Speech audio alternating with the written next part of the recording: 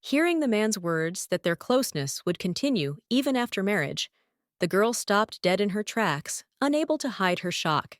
The vessel she was carefully holding in her hands suddenly slipped out, and with a loud crash fell to the floor, breaking into many small pieces, filling the silence with a ringing echo. Another lady in a pink dress looked at Aston with concern and asked how she was feeling, knowing that the tea that was inside the broken teapot was very hot. Pressing her palm to her chest, the girl thoughtfully wondered if Lily had already met the main character, and now their destinies were intertwined into a single whole, as if in a beautiful destiny. Lately, people have increasingly begun to find themselves in various novels, as if they were becoming part of a story written in a magic book, and now this girl has become one of those who has fallen into it. According to the plot, the lady was not only Lily's best friend, but also the main antagonist of the story, hiding her true intentions behind the mask of friendship and insidiously weaving intrigues against the heroes. However, such villains only existed to elevate the main characters, such as the sweet girl with curly hair and an innocent smile who embodied the purity and light in this world. Aston was an unloved child, and the head of the house often received complaints from servants who reported that this ungrateful girl unfairly offended her friend, thereby causing discontent and irritation in the house. The man slammed his fist on the table with anger and determination, producing a deafening crack that reflected the full force of his indignation and disappointment. The boy jumped up from his seat and rushed after the scoundrel, ready to do everything possible to find her and bring her to justice. The servants, worried about what was happening, followed him in a hurry. The blonde aristocrat stood at the door, pronouncing Aston's name with particular care.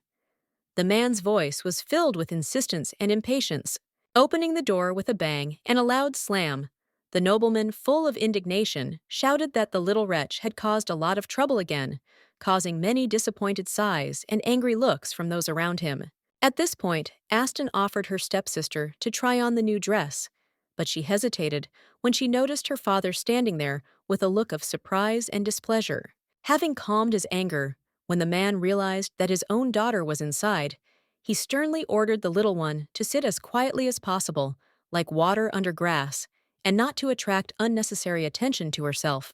Before leaving, the aristocrat uttered caustic words that filled the space with indignation, not hiding his displeasure at how he could have such an unfit child. Lily, full of worry and anxiety, turned to her friend with a sincere question about how she was feeling and whether everything was okay, trying to show all her care and support.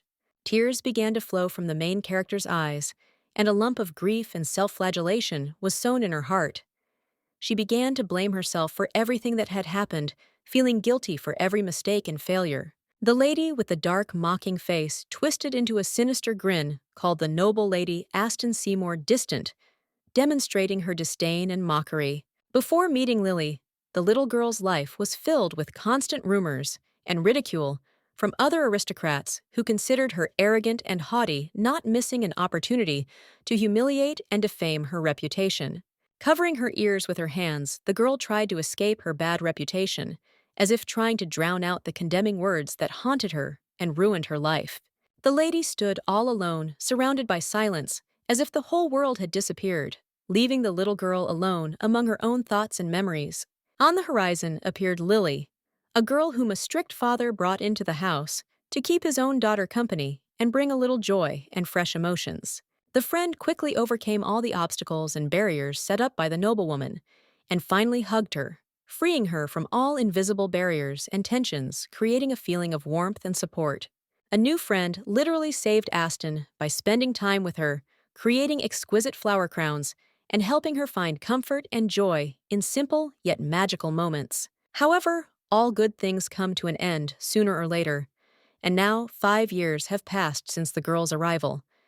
An exquisite crown, inlaid with precious stones, was placed on the girl's head, emphasizing status and elegance. The imperial family once again found their lost daughter, who turned out to be Lily, whose return was not only a great joy for her family, but also a significant event for the entire imperial court.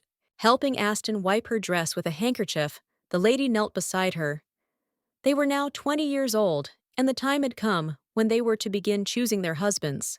The beauty could not utter a word, fearing that a casual remark could destroy the fragile and important relationship of the main characters of the novel, which was too important to be put at risk. Overwhelmed by fear of herself, Aston felt her own hands, as if alive, frantically reaching out to her, as if trying to grab her and drag her into the thick darkness from which it seemed impossible to escape. Her fingers tightened on the fabric of her dress. The girl didn't want to hurt her best friend, trying to keep herself from doing anything that could affect their relationship. Noticing the tension on Aston's face, the aristocrat Lily approached her and asked what happened, showing genuine concern and a desire to understand the situation, wanting to remain true to their friendship and not cause unnecessary worries. The beauty said that everything was fine, trying to hide her true feelings behind a mask of calm. Suddenly, their conversation was interrupted by a young man who looked like a prince from a fairy tale. He gracefully extended his hand, inviting them to dance, and it was the main character, Lycian Ortez. Hands in exquisite gloves, smoothly and gracefully, joined, creating an impression of harmony and refined elegance, like a dance of two souls that found each other. Loudly laughing and beaming with genuine happiness, the lady began to dance with ease and grace and joyful laughter, like music spread around, filling the space with warmth and light.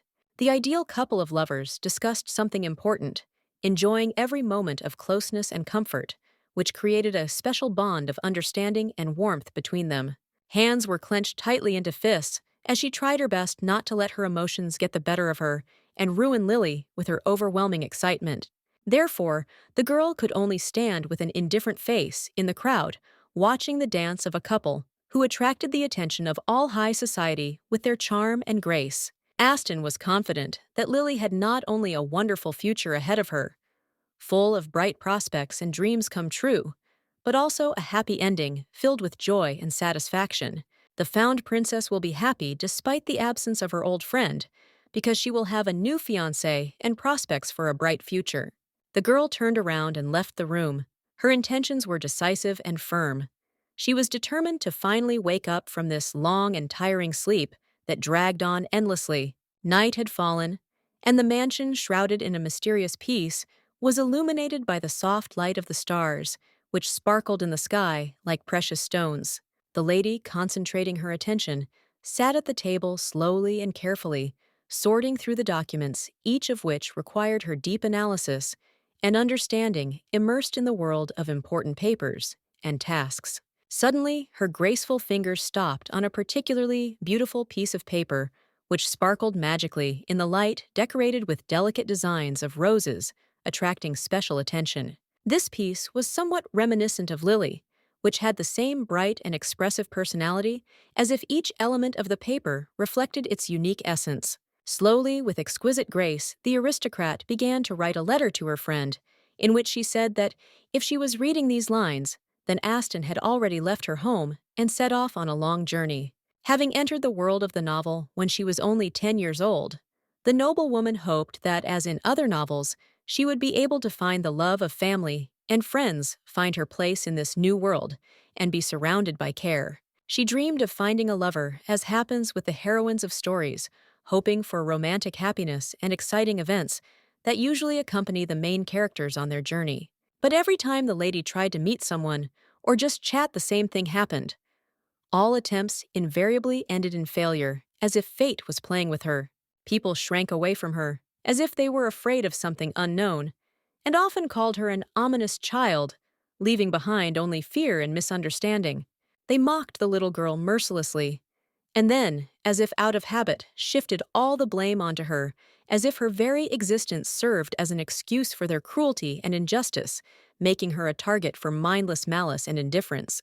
Father mercilessly punished for every little thing, insisting that it was a disgrace to the family, as if all the family's failures and problems lay only on fragile shoulders, which made the anger even more unbearable.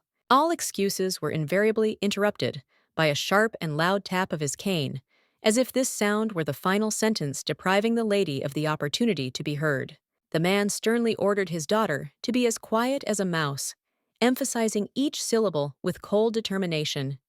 In his eyes, she was nothing but a shameful blemish on their family. Aston lost all her ardor. Her eyes dimmed with fear, for the thought that she might be sent into exile again fettered her heart and deprived her of the strength to resist.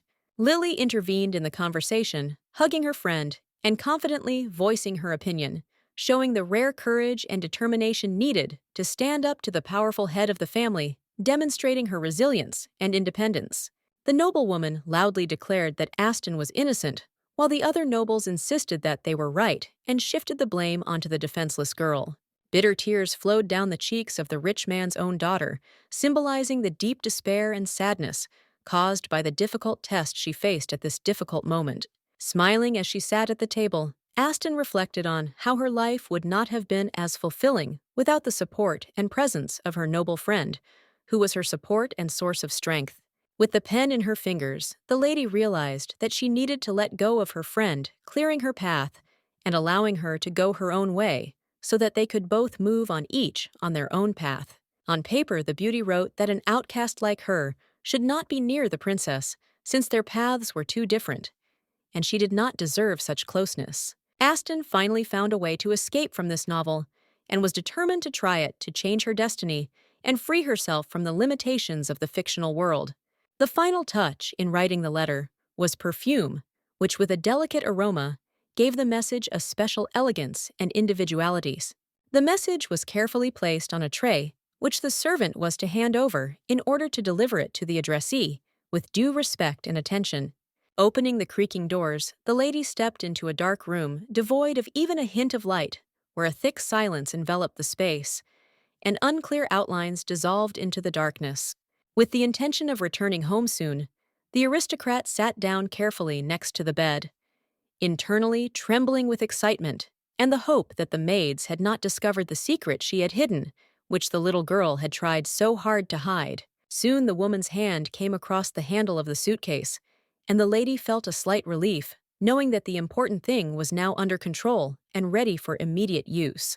Much time passed, and the aristocrat suffered from constant loneliness, ridicule, and bullying, which left deep wounds in her fragile heart and dragged her life into dark and painful experiences. Suddenly, a voice was heard calling out to its mistress, and this unexpected intervention made the girl tense up. Her heart beat faster, and her thoughts filled with anxiety. It was an adult maid who acted as a caring nanny, who always calmed her charge with her warm and kind smile, gently placing her hand on her shoulder, as if protecting her from all troubles. Trying to cheer Aston up, the woman gently took her hand, and leading her away from the other ladies, said with joy on her face that she had prepared delicious tea especially for her. As the nanny carefully combed her hair, the girl turned around in surprise, hearing unexpected words. She was going to make her mistress free, and this revelation struck her to the depths of her soul. The servants sincerely wanted to help the lady escape from the cruel and gloomy mansion. And then, one night, the silence was broken by an unexpected knock on the door, foreshadowing something important and inevitable. The sleepy aristocrat slowly emerged from her chambers, rubbing her closed eyes with her hand, as if trying to drive away the remnants of the drowsiness that still enveloped her mind. Outside the door, full of determination and anxiety, stood the maid whose face reflected deep determination. Quietly and with redoubled insistence, she suggested to her mistress that they take advantage of the night when everyone in the mansion was asleep to escape. The woman had a packed suitcase in her hands ready to escape. However, the girl protested awkwardly, frightened by the thought that it was too dangerous because her father and brothers might chase after them. With a mocking tone, the maid said that it was better to take a risk and run away than to live out the rest of her days in this house, perishing from melancholy and sadness. The girl knew that the nanny was right, and realizing that no one in this house truly loved her, she decided to agree to the offer, seeing no other way to freedom.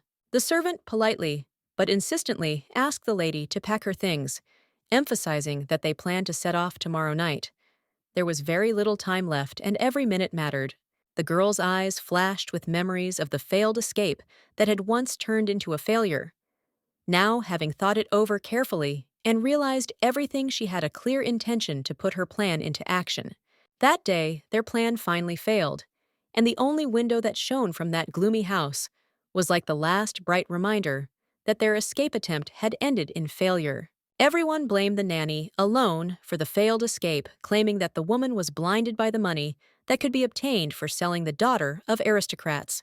The girl could only watch helplessly as the only person who had shown her care and support was roughly pulled by the hands towards the exit by the servants, leaving the little girl completely alone and hopeless.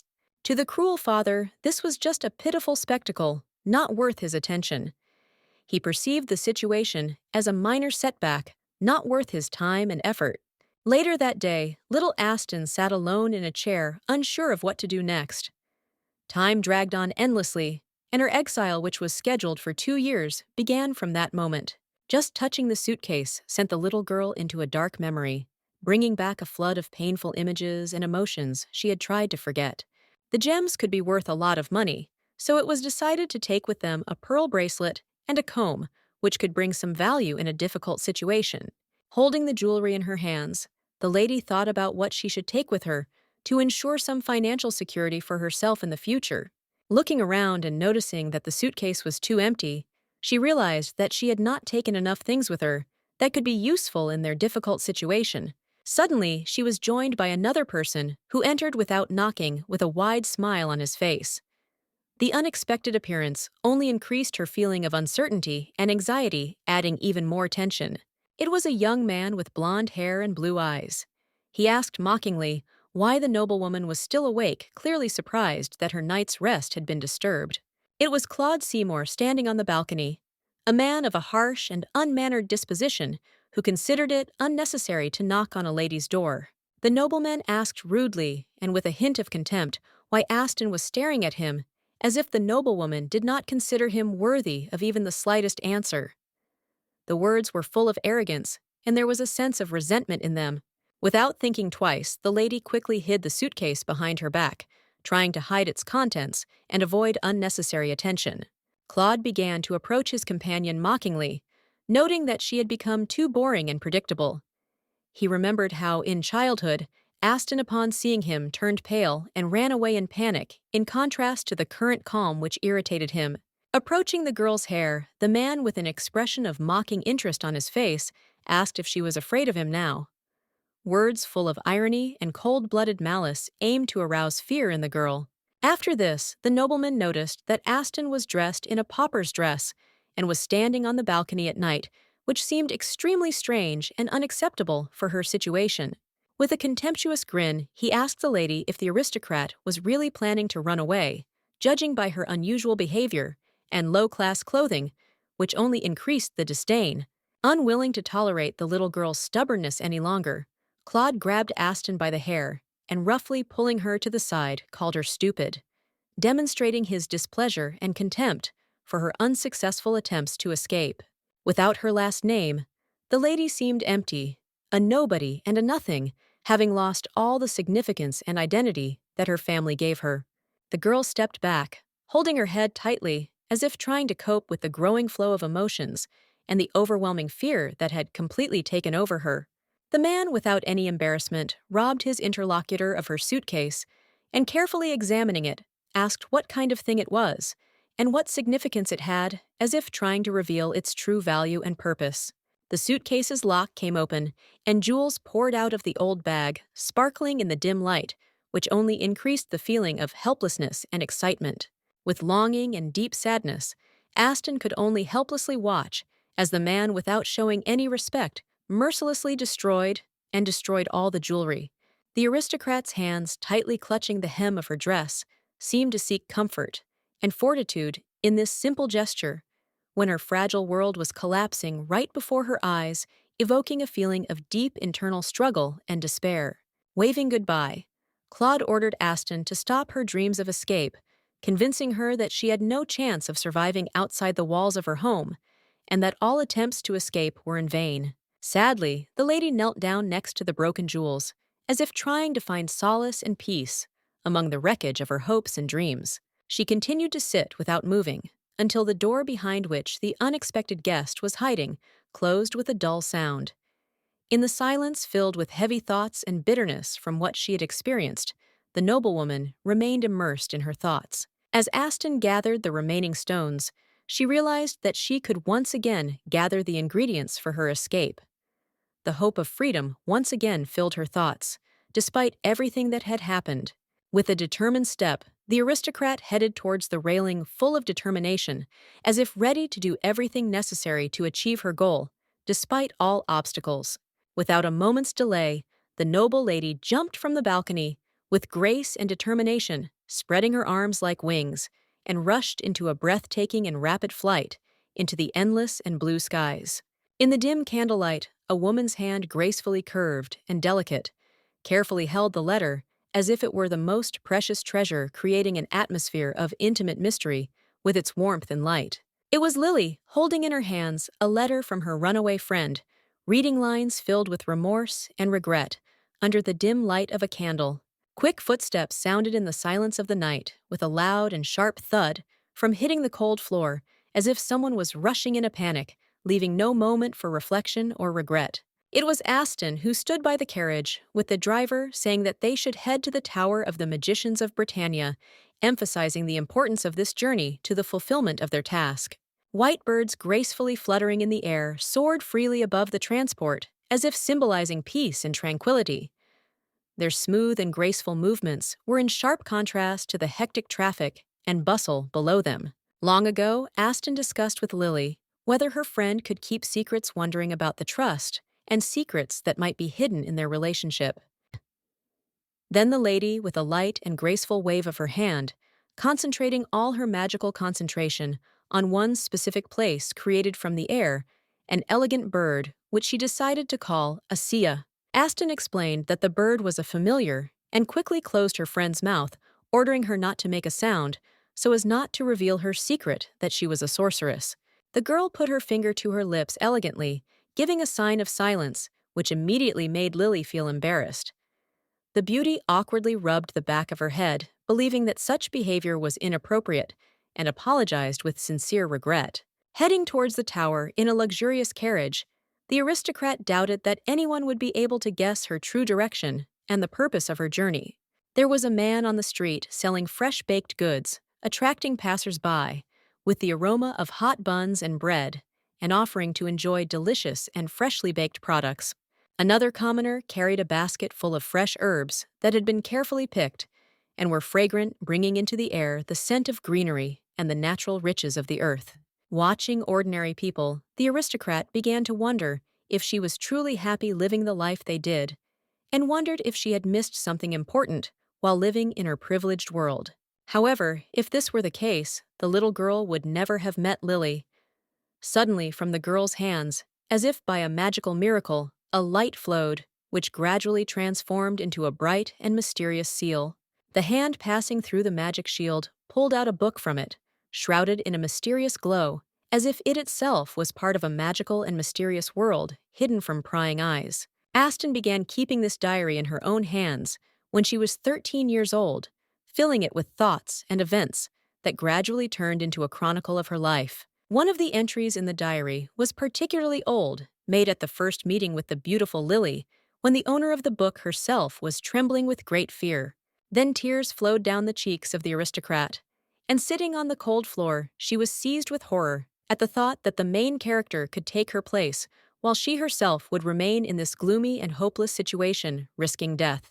Therefore, the beauty decided not to spoil the relationship with Lily, as it was in the original, and instead of hatred and anger, she shook with fear and horror, feeling how the world around her was collapsing under the weight of uncertainty. However, the charming lady with pink hair, who at first glance seemed fragile and gentle, turned out to be a truly kind and warm-hearted person, captivating with her warmth of soul. At the right moment, the main character extended a hand to her half-sister, offering not only help, but also sincere support, as if building a bridge between their difficult relationship, thereby opening the way to understanding and reconciliation. Closing her eyes and holding a book in her palms, Aston recalled with quiet sadness those old times when life seemed easier and the world around her was filled with carelessness and warmth. The aristocrat even admitted to Lily that she had never been a real Aston. But suddenly, her thoughts were interrupted by a voice softly calling the lady to appear from the carriage. In his fingers was a strange object, reminiscent of resin, inside of which a small plant seemed to have frozen, as if time had stopped sealing the tree in a transparent prison. The guard politely asked the lady to show the relic, so that she could confirm its authenticity and demonstrate where exactly the woman came from which corner of the great country of the empire. Having cast a suspicious glance at the young lady, the guard nevertheless gave his consent to continue on his way, clearly wary of the stranger's intentions and appearance. The carriage with the driver slowly drove along the forest path, where magical crystals shimmering in the rays of sunlight hovered in the air, creating a magical atmosphere and enveloping the surrounding landscape with a mysterious glow. Aston opened the window, unable to contain her interest, and carefully watched the stones that had been installed by the magicians. These stones emitted a mysterious glow and shimmered with all the colors of the rainbow. Opening her mouth, the lady held the small object towards him, her gaze focused and her voice firm and commanding her familiar to come and do her bidding. A white feathered bird emerged from the clouds, its majestic and graceful appearance reminiscent of the magical moment when the heavens reveal their secrets. When Ascilla sat on her mistress's shoulder, the aristocrat ordered her pet to wait a moment, after which, concentrating her magical power, she conjured a napkin that materialized in the air. Wiping the sweat from her forehead, the girl muttered that the luck spell was taking too long, her voice full of fatigue and irritation from the long effort. Turning to her assistant, Aston asked him to deliver the item to Lysian Ortez, emphasizing the importance of the assignment and hoping for its quick and accurate delivery. During the ball, when all the high society was happily enjoying the holiday, the lady could not hold back her tears, and overcome with grief, hastily left the hall to hide from everyone and find solitude. But suddenly, someone disturbed her peace, and a hand fell on her fragile female shoulder, causing her to tremble and turn towards the intruder, feeling alarm and an unexpected intrusion. At the very moment when the whole scene was filled with an atmosphere of tense anticipation, Lysian, a charming character in the novel, with thick dark hair and an indescribable charm, came to the fore. The gentleman offered his lovely companion an exquisite white handkerchief so that she could gently wipe away the tears that had gathered in her large eyes and restore to herself a sense of comfort and consolation. The lady sent her pet to the prince with a request to return not only the kindness shown, but also the exquisite handkerchief that was so important to him in order to preserve this gesture of respect and gratitude. Looking out the window, the noblewoman realized that a simple luck spell and the help of her familiar were not enough for her. She was eager to learn more and sought to master the art of manipulating space and time to expand her possibilities. In her palms rested a cup of aromatic drink in which flower petals floated, adding to the drink not only an exquisite taste, but also a special beauty. With surprise, the handsome man with long hair said that apparently a guest was supposed to arrive today, adding that this event unexpectedly and intriguingly changed the usual course of the day. Lily, sitting in a chair, addressed the prince with concern in her voice, informing him that her best friend had gone missing and expressed her deep concern over such a disappearance. The man approached in surprise and asked when and where Aston had last been seen, trying to gather information about her whereabouts and what could have led to the lady's disappearance. Upset, Lily detailed that the sweet lady was last seen at her mansion, where she was having a heart-to-heart talk with her brother, discussing something important and personal. The noblewoman herself did not believe the words of her best friend's family, realizing that it was a mistake to leave Aston with such cruel people. The beauty felt deep guilt for not taking sufficient precautions. It would be easier for her if she could throw off the heavy crown and be just the daughter of a simple aristocrat, free from all the responsibilities and expectations that her current status imposes. The missing noblewoman acted with cunning. Leaving behind a mysterious letter, she disappeared from the city so suddenly that it seemed as if she had dissolved into thin air, leaving behind only questions and a mystery. Looking down, and with a look of deep, confused confusion on her face, Lily realized that it would be impossible to break this oath, as if the very thought of breaking this sacred oath seemed incomprehensible. The guy sitting over a cup of tea and watching his interlocutor saw for the first time how the beautiful princess loses her composure and blossoms before him in unexpected vulnerability. The noblewoman, who possessed an impeccable appearance and a charming character, remained unperturbed and inner calm until the name Aston Seymour became a subject of conversation. Even the emperor and empress were forbidden to pronounce the name Lily, Only a lady in a wreath and a long blue dress had the right to mention it, emphasizing the special respect and privileges associated with this name. Looking at his reflection in the cup with the aromatic drink, the young man began to realize why everyone at court felt jealousy and envy. His own reflection revealed the reasons for the hidden discontent of those around him. Suddenly, Lily, with a slight smile, noted that the aristocrat had always been distinguished by his nobility and devotion, so it was he who could be entrusted with an important matter: the search for the fugitive. The man asked in bewilderment if this was an order, to which she only laughed in response, as if the loud words seemed funny to her, and did not at all require a serious and immediate answer. At that unforgettable and wonderful ball, when music filled the hall, the young man, leaning towards his lovely companion with quiet caution, told her about the request of their old mutual friend, closed his eyes, and calmly said that even without a direct order from the royal person, he had already begun searching for Aston, following his inner duty and his own convictions. The joyful lady reminded him of the promise he had made earlier, with a slight smile on her lips, as if wishing him not only to remember his words, but also to fulfill them in full. The nobleman rose slowly from his chair, casting a farewell glance at Lily, and bowing politely, said goodbye to her, expressing his gratitude for the pleasant conversation. Her manner was so expressive and refined that it strongly resembled Aston's style, as if it echoed the features and subtleties inherent in the character of another aristocrat. The man walked quickly and with a determined step towards the carriage that was waiting for him on the street among the green gardens, eager to finish his business and return to his usual concerns. The tired Lycian, exhausted from fatigue, sank down on the soft seat of the carriage, hoping that this short time of rest would allow him to take a nap and regain his strength a little before the next trials. The night sky was illuminated by the bright light of the moon, whose soft rays gently dispelled the darkness, giving the surrounding world an enchanting and mystical glow, as if every corner was shrouded in an invisible veil of magic. The guy woke up only when night fell, slowly opening his eyes and blinking from the diffused light that penetrated the transport and helped him return to reality. Suddenly, a bird appeared at the carriage window, holding an important message in its claw, bringing with it some mysterious news and breaking the silence of the night journey. The bird had the prince's scarf tied around its leg, thin and elegant, with an exquisite pattern that gave the feathered messenger a special status and symbolized the importance of the message it was conveying. With a happy smile, the man realized that this was news from the missing Aston, and his face lit up with joy from the hope of her return, or new news. The aristocrat, expressing gratitude, called the messenger a fine fellow, noting his loyalty and selflessness. Unfortunately, he had nothing to offer in return for such valuable help. As soon as the guy took his thing, the pet immediately soared back into the sky, as if not wanting to waste a minute and striving to return to its air element.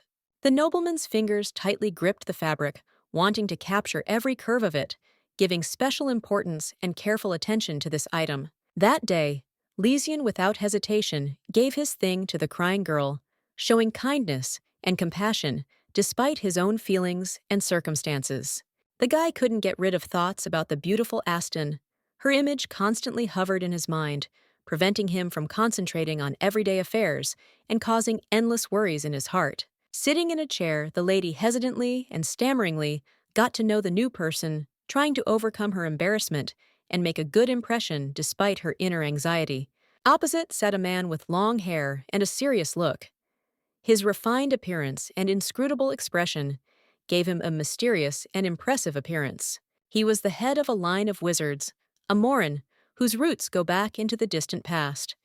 He was not only the lord of the dark night, but also the master of the Tower of Magicians, ruling over the secrets and magic that had been kept in his domain for centuries.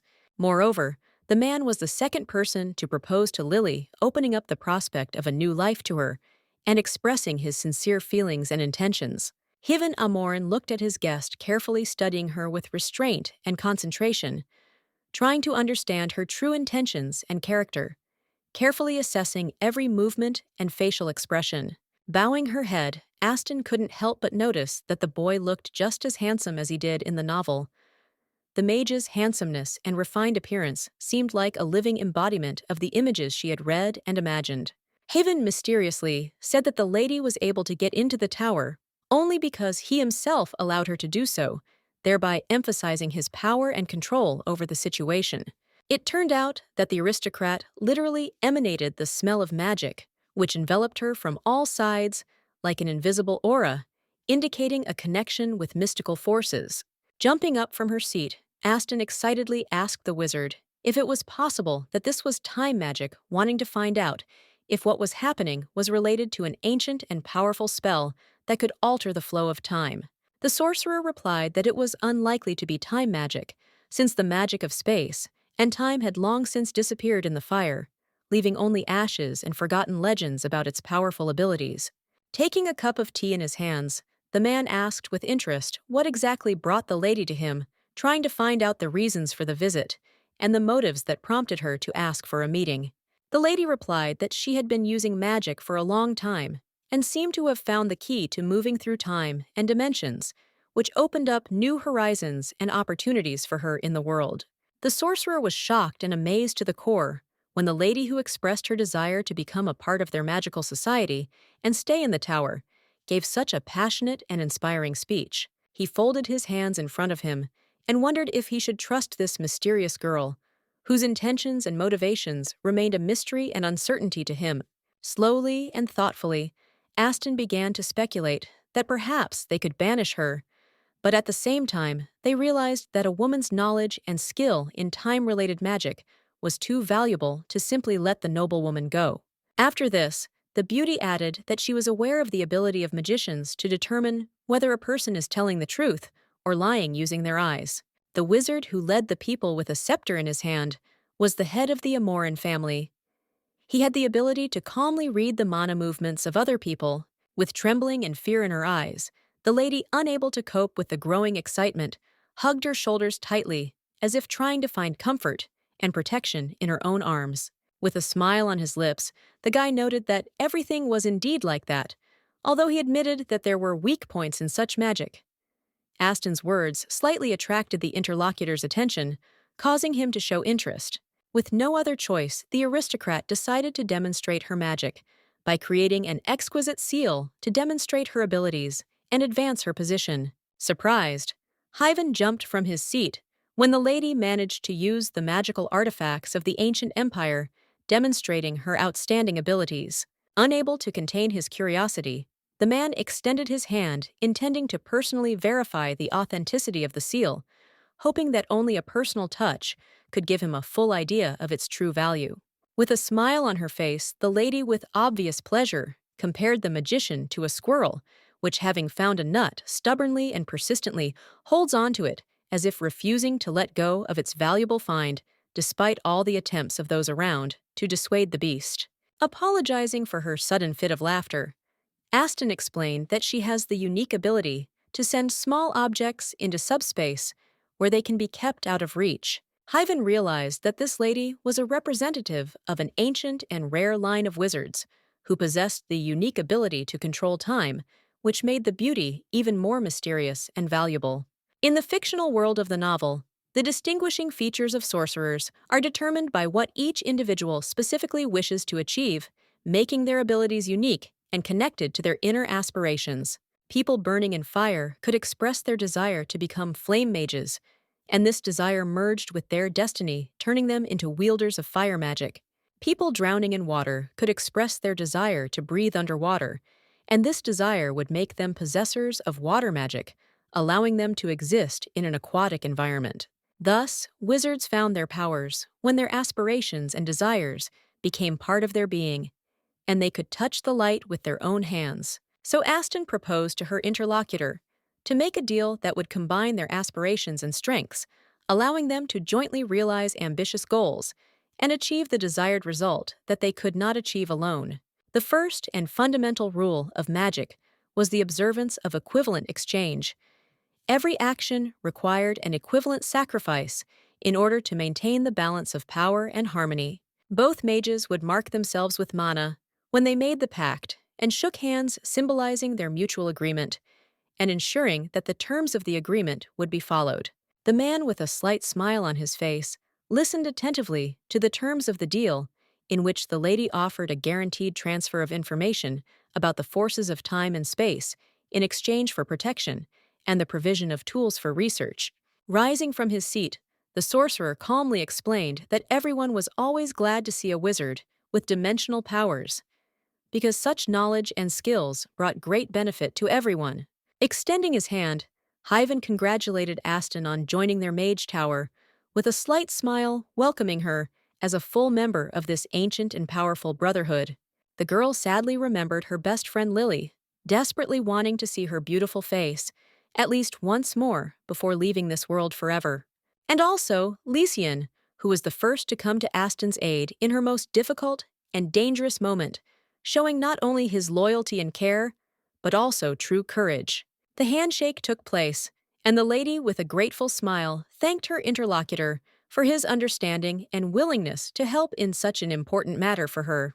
The two sorcerers walked slowly through the majestic halls of the tower, their steps echoing off the marble walls, and their conversation was filled with ancient secrets and magical discussions. The guy snapped his fingers, and sparkling sparks burst out of them, illuminating the space, and surprising his companion, causing her eyes to widen in admiration. A glowing pillar appeared before them, rising upward, emitting a soft light, and captivating them with its majestic and mystical presence. Listening to the admiring speeches addressed to him, Hyven explained that there was no staircase in the closed part of the room, and therefore the way there had to be found independently, relying on intuition and skills. Holding the man's hand, Aston accepted his help to climb the staircase of glowing steps that led upward to new heights and discoveries. Walking forward with her new acquaintance, the aristocrat suddenly remembered that Lycian was a distant relative of the Empress, which added another note of intrigue to their meeting.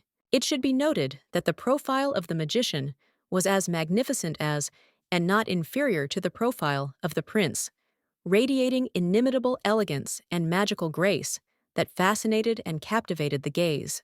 Jadis, Lily's real mother, and the current empress, had remarried and was blood-related to the Amoran family, adding another layer of complex lineage to their history. The empress, like the rest of her family, had brown eyes, and her boundless kindness, despite her position of power, earned love and respect without overshadowing her natural beauty. One day, Aston, having decided to see Lily cautiously, looked out from behind the wall, trying not to attract unnecessary attention and keep her meeting secret in order to avoid possible suspicions and misunderstandings. And at that moment, a touching picture appeared on the stage. Mother and daughter, surrounded by servants, were chatting pleasantly, discussing various topics, and enjoying each other's companies. As Aston squeezed the wall, she felt not only a deep sense of calm, but also a painful envy that, like a dark snake, slowly crawled out from the deepest corners of her soul. The worried magician, noticing the sudden pallor of his companion, immediately asked if everything was all right, and his voice reflected deep concern and sincere concern. It should be noted that the profile of the magician was no less magnificent than the profile of the prince, radiating an indescribable elegance and magical grace that fascinated and captivated the gaze, as if unknown magic was hidden in them. The sorcerer, stopping his way, and with a slight sigh of relief, solemnly announced that they had finally reached the long-awaited place, and this ended their tiring journey. A majestic scene appeared before them, the upper part of the abode of the magicians, where a huge and majestic tree towered guarding this mysterious place. The plant resembled a genealogical tree of a noble family. Each of its branches and lines was decorated with names, as if woven into a complex pattern of history and ancestors. The maiden touched one of the names, and immediately it began to glow with a bright, dazzling light, as if coming to life under the gentle touch. The sign indicated the name of the magician, who had escorted the guest to the upper floor. He was the elegant head of an ancient line of great sorcerers, whose name alone inspired respect and admiration. Suddenly, a stranger's hand, gently but confidently, fell on the aristocrat's exquisite shoulder, violating the boundaries of personal space and causing her heart to beat faster as anxious excitement squeezed her fragile heart in a strong vice. Extending his pen with a graceful gesture, Amoran reminded the lady that she should write her name on the ancient tree to leave her mark and capture the memory of her visit to this magical place. Unable to resist, Aston admitted that she never thought it could be so romantic, and she was pleasantly surprised by the unexpected display of feelings. It turned out that the name was associated with the owner, and therefore the tree also had an invisible thread, connecting it to other wizards, creating a hidden network of magical connections. The noblewoman carefully chose the right place on the tree to leave her name. Carefully and with feeling, she brought the pen close to the bark, preparing to leave her mark and sign of presence on this ancient tree. Now the status of the duke's daughter faded into the background as the mages working in the tower were freed from their mundane status, immersed in the world of magic and focusing on their ancient knowledge. Also, sometimes sorcerers would marry each other to combine their knowledge and master new magical skills, expanding their abilities and influence in the magical community. There were also those who dedicated their entire lives to studying ancient papers under the dim light of candles, delving into forgotten knowledge and magical secrets. Aston decided to run away from home, especially with her marriage approaching, as ladies were often married off as soon as they turned 19, and she did not want to be one of them. Soon a new name appeared on the tree bark, belonging to an aristocrat who left her mark on this ancient monument, giving it even more meaning and depth. A bright light with sparks appeared, and the plant, as if coming to life, accepted the new inscription left by the former noblewoman, giving its appearance even more magical shine. Any hopes the lady had of keeping her identity a secret were dashed when a morn revealed that Aston was not real, thus exposing her hidden true self. After trying unsuccessfully to justify herself, the beauty eventually revealed the truth and admitted that she was only partly the duke's daughter, thus revealing only part of her true identity. Looking into the mirror of her past, the little girl tried to remember her real name, but this activity seemed crazy and useless since her memory and consciousness were shrouded in fog and confusion. The girl tried to convince the mage that she was telling the truth and did not remember her past, and Haveen eventually believed her, accepting her words as sincere as he could determine truth from lies. At this time, the girl was thinking about whether to confess to the man like Lily that she was a traveler from another reality, and how much this revelation could change their relationship. Without thinking twice, the man, as the owner of the tower, decided to give his interlocutor a pseudonym, settling on the name Aston in order to preserve her secret identity. The man gently grabbed the beauty by the cheek and decided to believe her, but soon expected to receive detailed explanations about the girl's strange past in order to learn more about his mysterious companion. Suddenly, a soft and magical light began to appear around them, gradually filling the space, creating a mesmerizing and mysterious atmosphere, permeated with magic and mystery. The lady suddenly felt a sense of calm in her soul, and blushing Aston apologized for her improper behavior, realizing that such actions could have caused inconvenience. The hand smoothly reached out to the blue feather that had fallen to the floor, as if trying to capture the mysterious beauty and feel an invisible connection with magic.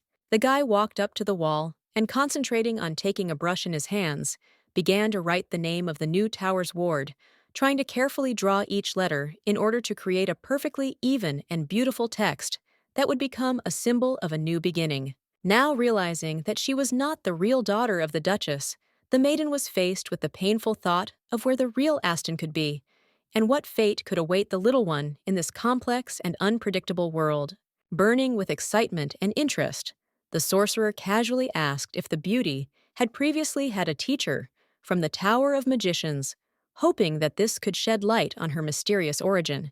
Apologizing for his inappropriate behavior, Hyven extended his hand and invited his interlocutor to look at a particular place that he thought might be of interest. It turned out that the girl was assigned to the Arhanaz school, which became an unexpected turn in a woman's life and opened up new opportunities and different challenges for hers. The man explained that 20 years ago, the school was considered one of the best of its generation, attracting attention for its high educational standards and outstanding student achievements. Both the Empress and the Banner Mages studied there, but like a dead tree, this school could not withstand the harsh political struggle and disappeared, swallowed up by the storm of time. Aston asked with surprise what could have influenced her to send Lily to this old school, which seemed to be a long-forgotten and abandoned place. He even began to think that despite the fact that the baby did not have high skills in magic, the tree still decided to appoint the beauty as the heir of this religion. After this, The guy added that many magicians had previously sought to take possession of the legacy of Arcanaza, and he could not have imagined then that the choice would ultimately fall on the Duke's daughter, whose fate and origin led to such an unexpected turn of events. With a quick and confident gait, Amaran headed towards the laboratory, trying to lead his guest there. She, with difficulty coping with the pace of his steps, barely kept up with him, trying not to fall behind. Closing her eyes, Aston realized that the mage seemed to be reluctant to touch upon the old topic again, which had been going on for 20 years, and still left painful marks on her soul. The couple stopped at the massive wooden doors that led into one of the long corridors, where every step on the ancient stone slabs echoed with silence, creating an atmosphere of mystery and anticipation. The man explained that the laboratory was now completely at Aston's disposal, and she had every right to use the building at her own discretion as she pleased, regardless of what plans or desires would be realized. Smiling happily, the beauty reached for the door handle, her movements light and graceful, as if she were preparing to open up new possibilities for herself. The boy remained standing outside, explaining that he could not enter someone else's room without the owner's prior permission, emphasizing the importance of respecting personal boundaries and following established rules. With a soft and friendly smile, Aston warmly invited the magician inside. The gesture was full of cordiality and a sincere desire to make his stay comfortable and enjoyable, creating an atmosphere of coziness and hospitality. However, when Hyven stood frozen in place, showing no reaction, the lady became wary and began to think that she might have upset the wizard in some way. The beauty hastened to explain that she had found it difficult to explore the laboratory on her own, and so she needed Amoran's help. It was an honor for him to accompany the young lady in this endeavor. Inside the room was quite spacious, with a large desk in the center and a soft and comfortable chair surrounding it. All of this created the atmosphere of an office where one could concentrate on studying or working in a comfortable environment. The lady covered her mouth with her hand in admiration of the new house, her eyes filled with delight, and her facial expression became a reflection of deep gratitude and surprise. As she continued to move around the room, she began to carefully examine every detail, noticing and appreciating the interior elements that gave the room a unique and sophisticated look. However, the girl's special attention was drawn to the empty wall, which, as if hiding something important, aroused in her a feeling of curiosity and a desire to unravel its secret. Suddenly, in place of the white emptiness, a breathtaking scene arose. Before my eyes, a picturesque landscape unfolded with a clear blue sky, strewn with soft clouds, and a riot of green plants, creating an atmosphere of peace. Quickly realizing that this was an image of a clearing near the tower, the lady turned her attention to the desk, littered with office supplies, which immediately caught her interest. Running her hand over the table, she made sure that its surface was without a single speck of dust, absolutely clean and tidy, as if it had just been cleaned and prepared for an important event. While Aston was lost in her thoughts, Amoran was watching her closely, following her every move with invisible interest. The man explained that the capabilities of the laboratory were directly dependent on the amount of power of the owner. The more power the owner had, the broader and more powerful the functions and resources of the laboratory could be. Sitting at the table, the girl gracefully raised her hand, and with a slight excitement in her voice, asked if she had an innate talent for magic, seeking to know her true power and purpose. A sudden comparison of herself to a younger, more beautiful version of the powerful sorcerer arose in the lady's mind, as if she saw it as a reflection of her own hidden abilities. The man approached the woman, saying that he could help her learn a lot. However, to gain such power, one must encounter magic in one's environment for a long time. Seeing that the lady was upset, Hyven came closer to calm Aston down. He gently told her that she had wonderful abilities and should not doubt herself because she had a great future ahead of her. The beauty, looking away and not believing in her own strength, wondered, if she really was so strong, could this mean that someone was capable of loving her? The picture that suddenly appeared before his eyes was of the entire Aston family, each member showing sincere and deep love for the sweet girl. The frustrated sorceress began to think about how unhappy the real Seymour might have been without her magical abilities, and how her life might have been full of suffering and limitations unknown to her. When Hyven asked the little girl with a good-natured smile if she would like to become his apprentice and learn his art, the beauty, smiling, took his offer as a joke. After learning that it wasn't just a joke, Aston awkwardly folded her hands in front of her and admitted that she was not an experienced mage at all and had no connection to the master's school, which was very embarrassing. Barely holding back her tears, the noblewoman resolutely refused to give the young man false hopes, knowing full well that she would soon have to leave this world forever, and did not want to create illusions about a future that would not exist. Hyven saw no reason why he could not accept such a talented student, and was confident that such abilities could be a great asset to his educational process. Suddenly, as if by magic, a sheet of paper appeared out of the clear air, softly and smoothly falling to the ground, as if it had materialized from an invisible void. Taking pen in hand, Hyven proposed a deal for an apprenticeship, hoping that this offer would be the beginning of a new and exciting phase in the life of a talented student. Before the man could put the first line on the paper, Aston interrupted him decisively, asking with concern if it was possible to include some of her own conditions in the terms of the deal. Feeling awkward, the maiden asked Hyven not to send her back to the house she had fled from, in case her relatives came for her, seeking to avoid returning to her former life. Instead of being outraged, the boy calmly stated that it was his duty as the master to protect the members of the tower. He suggested that they start calling each other by their first names, thereby creating a more trusting relationship. The rules of the deal, written on the papers lying on the table, were quite simple. Aston was obliged to share the results of her research with the sorcerer. By signing the contract, the lady also acknowledged the boy as her teacher. According to the contract, it was his duty as a master to protect her and provide the necessary equipment for scientific research. The girl placed her signature at the bottom of the document, completing the formalities and officially agreeing to the terms of an important document. The magician could cancel the deal if the student demanded a lot of money or presented danger. Suddenly, a bright light suddenly lit up everything around, and Aston had to cover his face with his hand to protect himself from the blinding glare.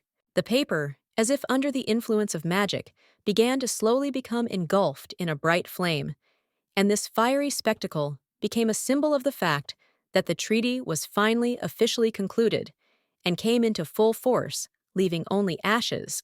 At that moment, the aristocrat realized that she was no longer Lady Seymour, but was now becoming a mage's apprentice, which meant a radical change in status and life. The father will undoubtedly be extremely disappointed and dissatisfied with this decision of his daughter, since it did not correspond to his expectations and ideas about the lady's future. Pressing her hand to her chest, the sorceress wondered why she had even thought of her home, not understanding what had brought about these thoughts at the moment. Now Aston was safe in the tower. Approaching his interlocutor from behind, the guide gently asked what exactly was the reason for her deep interest in the magic of time and space, trying to understand what attracted the girl so much to these complex and mysterious sciences. With a smile on her lips, Aston admitted that she needed to return to one special place that held a special place in her heart, and to which she felt an irresistible attraction. In the silence of the night, illuminated only by the moonlight, stood the mansion shrouded in an atmosphere of mystery and grandeur, as if hiding its secrets under the cover of darkness. The three men stood frozen in front of the broken container, their eyes fixed on the debris as if they were searching for an explanation for what had happened. The aristocrat Seymour jumped up from his seat and, screaming with excitement, ordered his subordinates to immediately find the stupid girl who had run away from home. The boys tried to convince their master that they had just learned that the lady seemed to have gone abroad. They insisted that this knowledge was meant to confirm their information.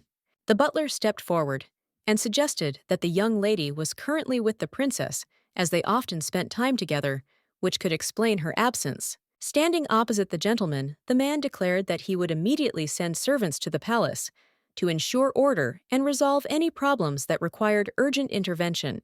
Among the boys was Claude, who, after the disappearance of his sister, secretly visited her at night. But one day, one of the servants revealed this fact and gave away the young master. Then Aston stood on the balcony, holding a suitcase in her hands, and preparing to escape, her heart beating faster with excitement and anxiety, as the beauty was about to leave everything behind. The nobleman had no choice but to say nothing in response to his father's words, who claimed that the aristocrat had run away because of his bullying.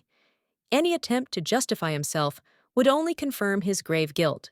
However, the boy persistently asked his parent to listen to his version of events, hoping that the explanation would help clarify the situation and show that he was not so guilty. Smiling and spreading his arms out to the side, Claude said that after meeting Lily, Aston was often in the clouds absorbed in her dreams. That's why the guy decided to help her come back to reality and land. Standing opposite his father, he confidently continued that the girl probably wanted to become the bride of the crown prince, which seemed completely absurd and incomprehensible to him, causing internal bewilderment.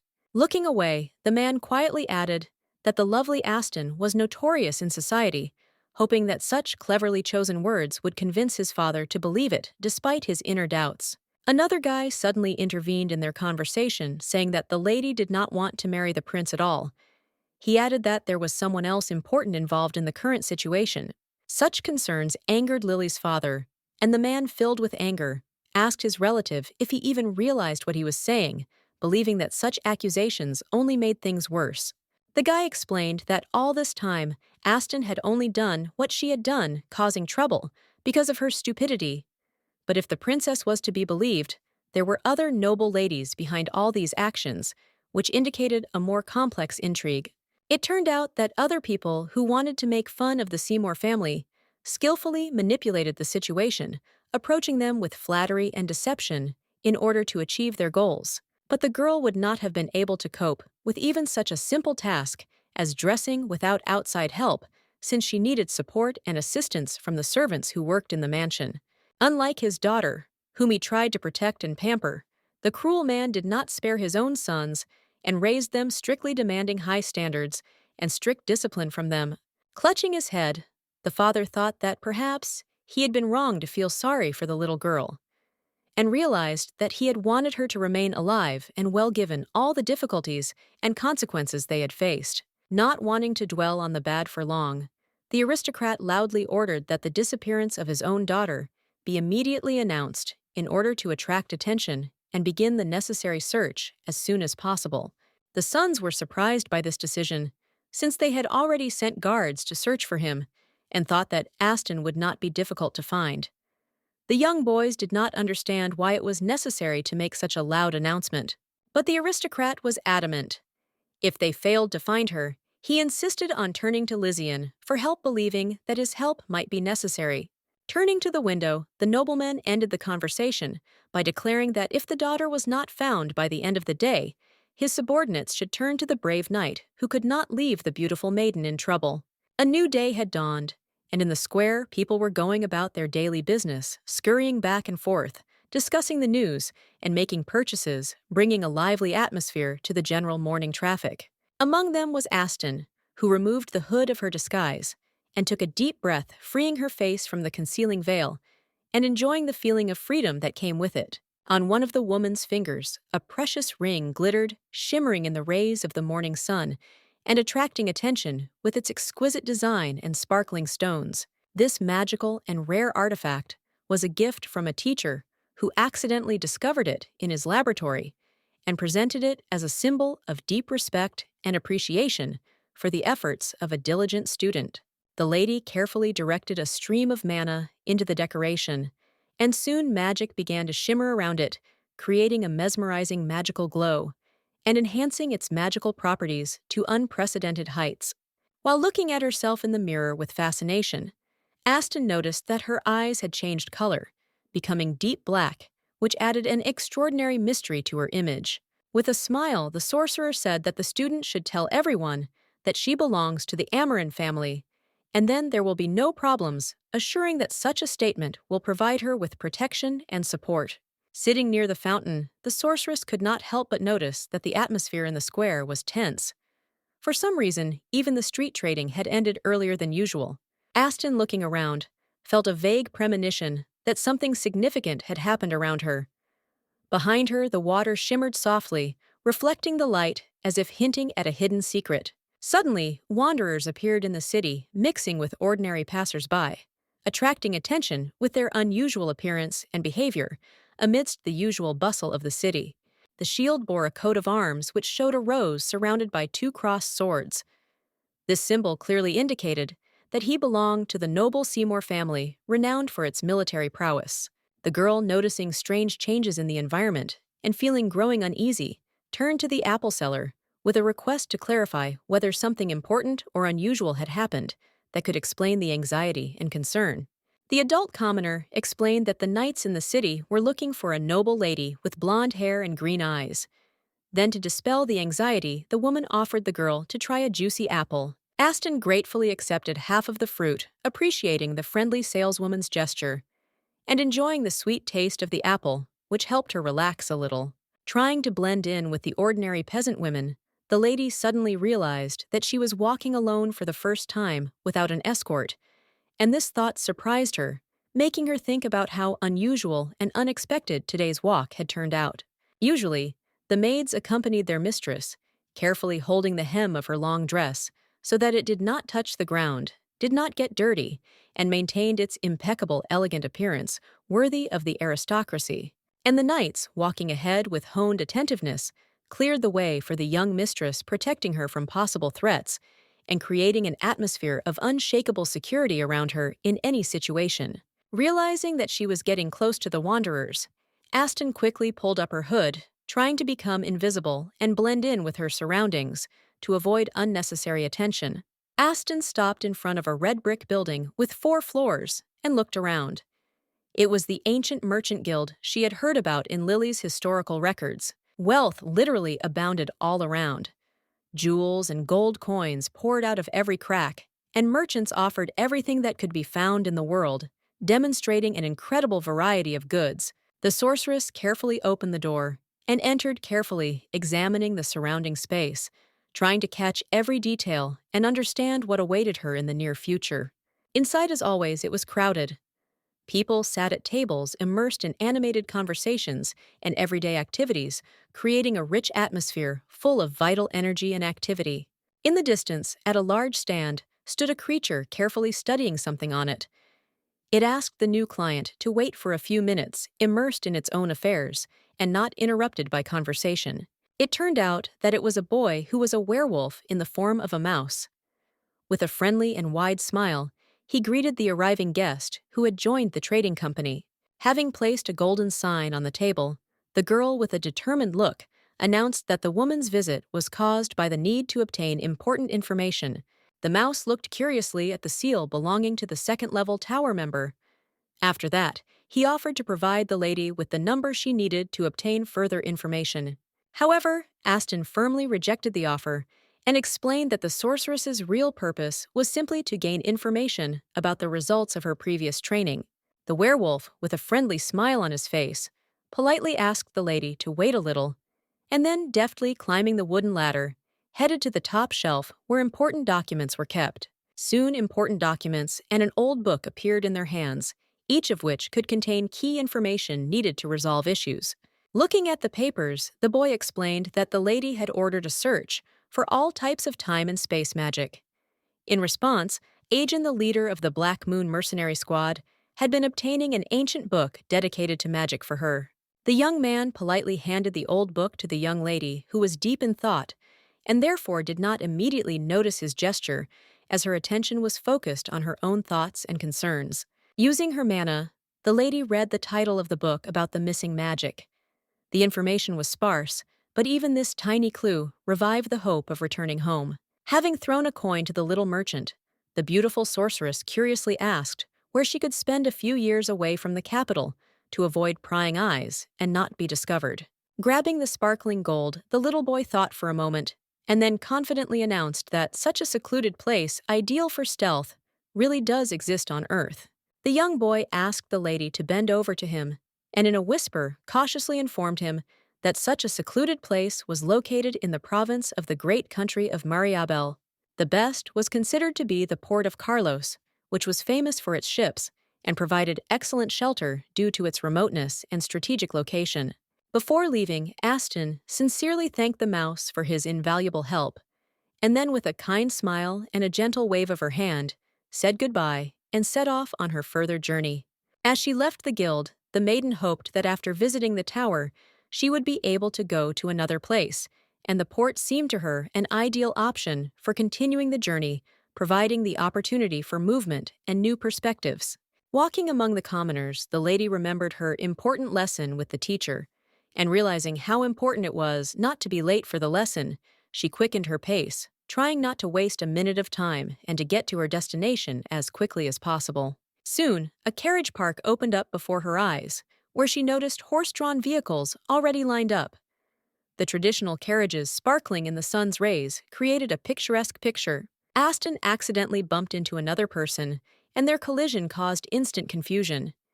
Immediately, the girl apologized, apologies pouring out of her mouth.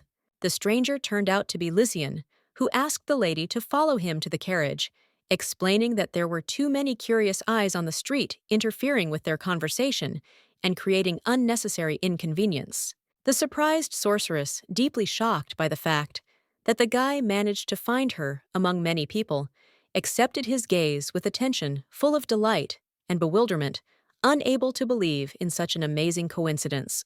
Their hands accidentally touched, and at that moment, like a magical touch, a thin thread of mutual understanding slipped between them, causing a feeling that time had slowed down and the surroundings had disappeared. Obediently got into the vehicle, not finding the strength to argue with the man who had so persistently offered her this convenient means of transportation. Noticing the unusual ring on her finger, the guy couldn't resist asking if this jewelry was magical. The lady's answer confirmed that the ring really did have magical properties. After this, Lysian noted with a smile that green eyes would suit the aristocrat better than black ones, adding that green color harmonizes better with a feminine, elegant image.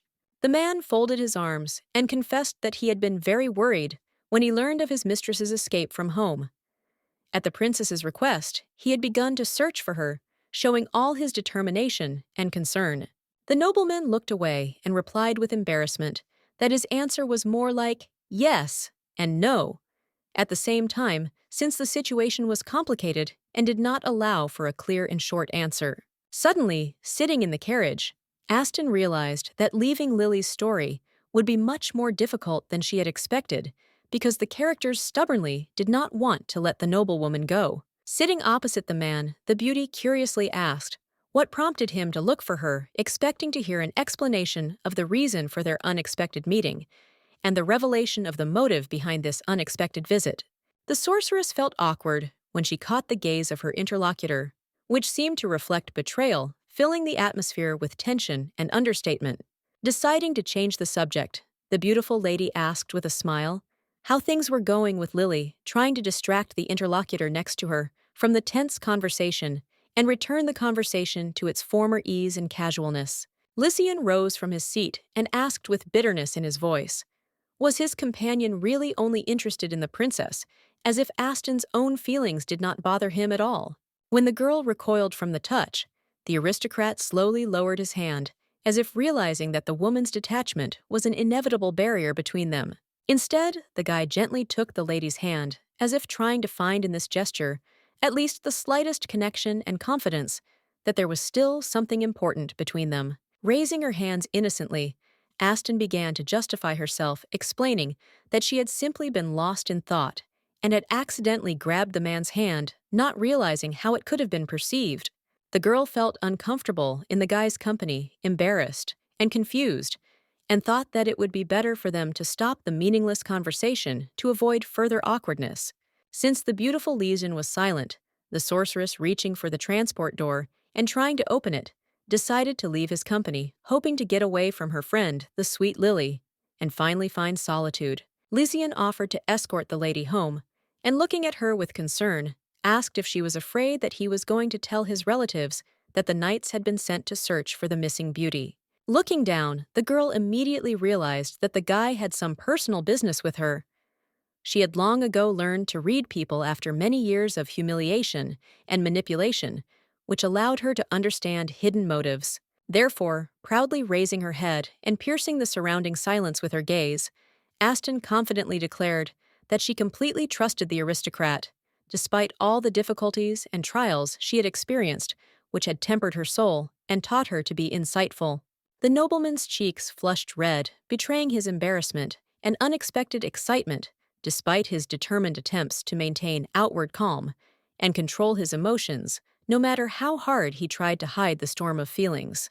Putting her hand to her chest, the beauty confidently said that she needed to head to the Tower of the Magicians, where her new home was located, emphasizing the importance of this place for future plans. Evening had come, and the sky was painted in bright shades of red as the carriage slowly glided across the endless expanses of fields, creating a picturesque and peaceful landscape that captivated with its harmony and tranquility. Aston couldn't understand why the other person didn't react in any way to the fact that a noble girl had run away from her family, as if this event didn't cause him the slightest excitement or interest.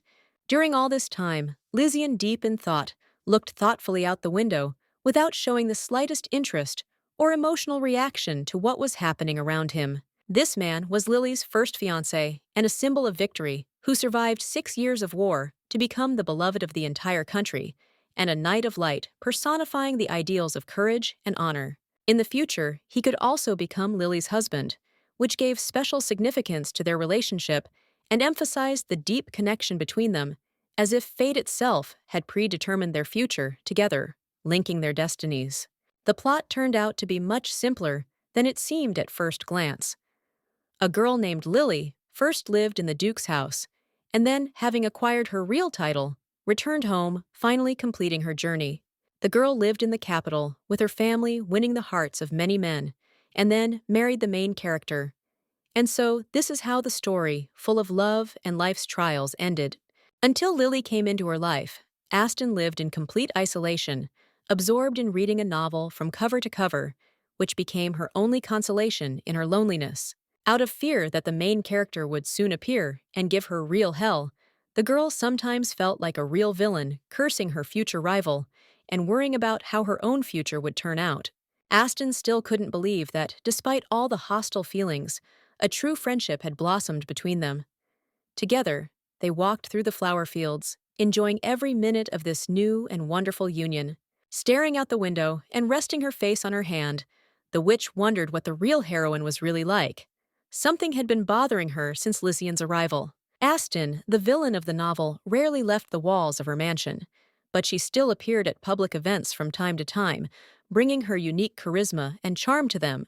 Dressed in a bright red dress, the girl acted rudely and with obvious disdain, showing complete disrespect for the men standing behind her, as if their presence meant nothing to her. Someone accidentally or intentionally spilled wine on Lily's dress, ruining it, and leaving visible stains on her beautiful fabric, which led to her embarrassment and irritation darkening the evening and adding additional tension to the proceedings. Everyone made fun of the aristocrat's adopted daughter, mocking her embarrassment and humiliation, which only worsened the sad state and increased the girl's sense of isolation. Then Aston intervened, holding a fan in her hand, and with her presence and determined gaze drew attention to herself and protected the girl from further humiliation. With one sharp movement, the aristocrat grabbed the servant by the hair, demonstrating her power and determination to stop the outrage and bring the situation back under control. Glaring angrily at those around her, Aston ordered that such behavior be stopped, immediately stating that it was completely unacceptable and unacceptable in any society. After this, the bullying of Lily stopped, and the nobles simply began to ignore her, leaving the girl alone, but without open ridicule and humiliation. Recalling this moment from the novel, the sorceress did not consider it important, since it did not leave a significant trace in her consciousness and did not have a special impact on the perception of events. As a child, whenever Aston bent the rules or broke any prohibitions, she was often punished by the page who was responsible for discipline and upbringing. Thus, the lady's body quickly absorbed all the subtleties of etiquette and manners, becoming the natural bearer of all those rules and habits that were necessary for her social position. However, it was not difficult to understand the villain. She was afraid that Lily would take away her status, so she decided to target the knight, hoping to strengthen her position and eliminate the threat. For the same reason, Aston tried to avoid the protagonist, who sat in front of her, as she feared that his presence could threaten her own interests and status. The lady, apologizing for her disturbance, asked the man with polite interest whether they had met by chance at the magnificent ball dedicated to the foundation of the country. Lysian had no right to answer such a question, And so despite his inner desire to say something, he chose to remain silent, remaining silent in response to curiosity. Aston countered that just because Lysian had promised her not to disclose information, that did not mean he could not break it, especially in light of the current circumstances. The sorceress solemnly promised that she would not reveal to anyone what she had learned, assuring everyone of her complete devotion to maintaining the important secret and showing unquestioning loyalty to these strict obligations. The man looked at the lady with his beautiful blue eyes full of tenderness and respect. Finally, the coachman announced that they had arrived at their destination, interrupting their quiet conversation. Like a true gentleman, Lysian carefully held the door of the transport so that the lady could exit calmly and without unnecessary inconvenience, showing universal respect and concern for her comfort. With respect and courtesy, the male hand was ready to help the female hand, offering its unwavering support and assistance in any situation to ensure convenience. Aston accepted the help when suddenly a handsome man apologizing picked her up in his arms to carefully help her out of the carriage, showing exceptional care and attention.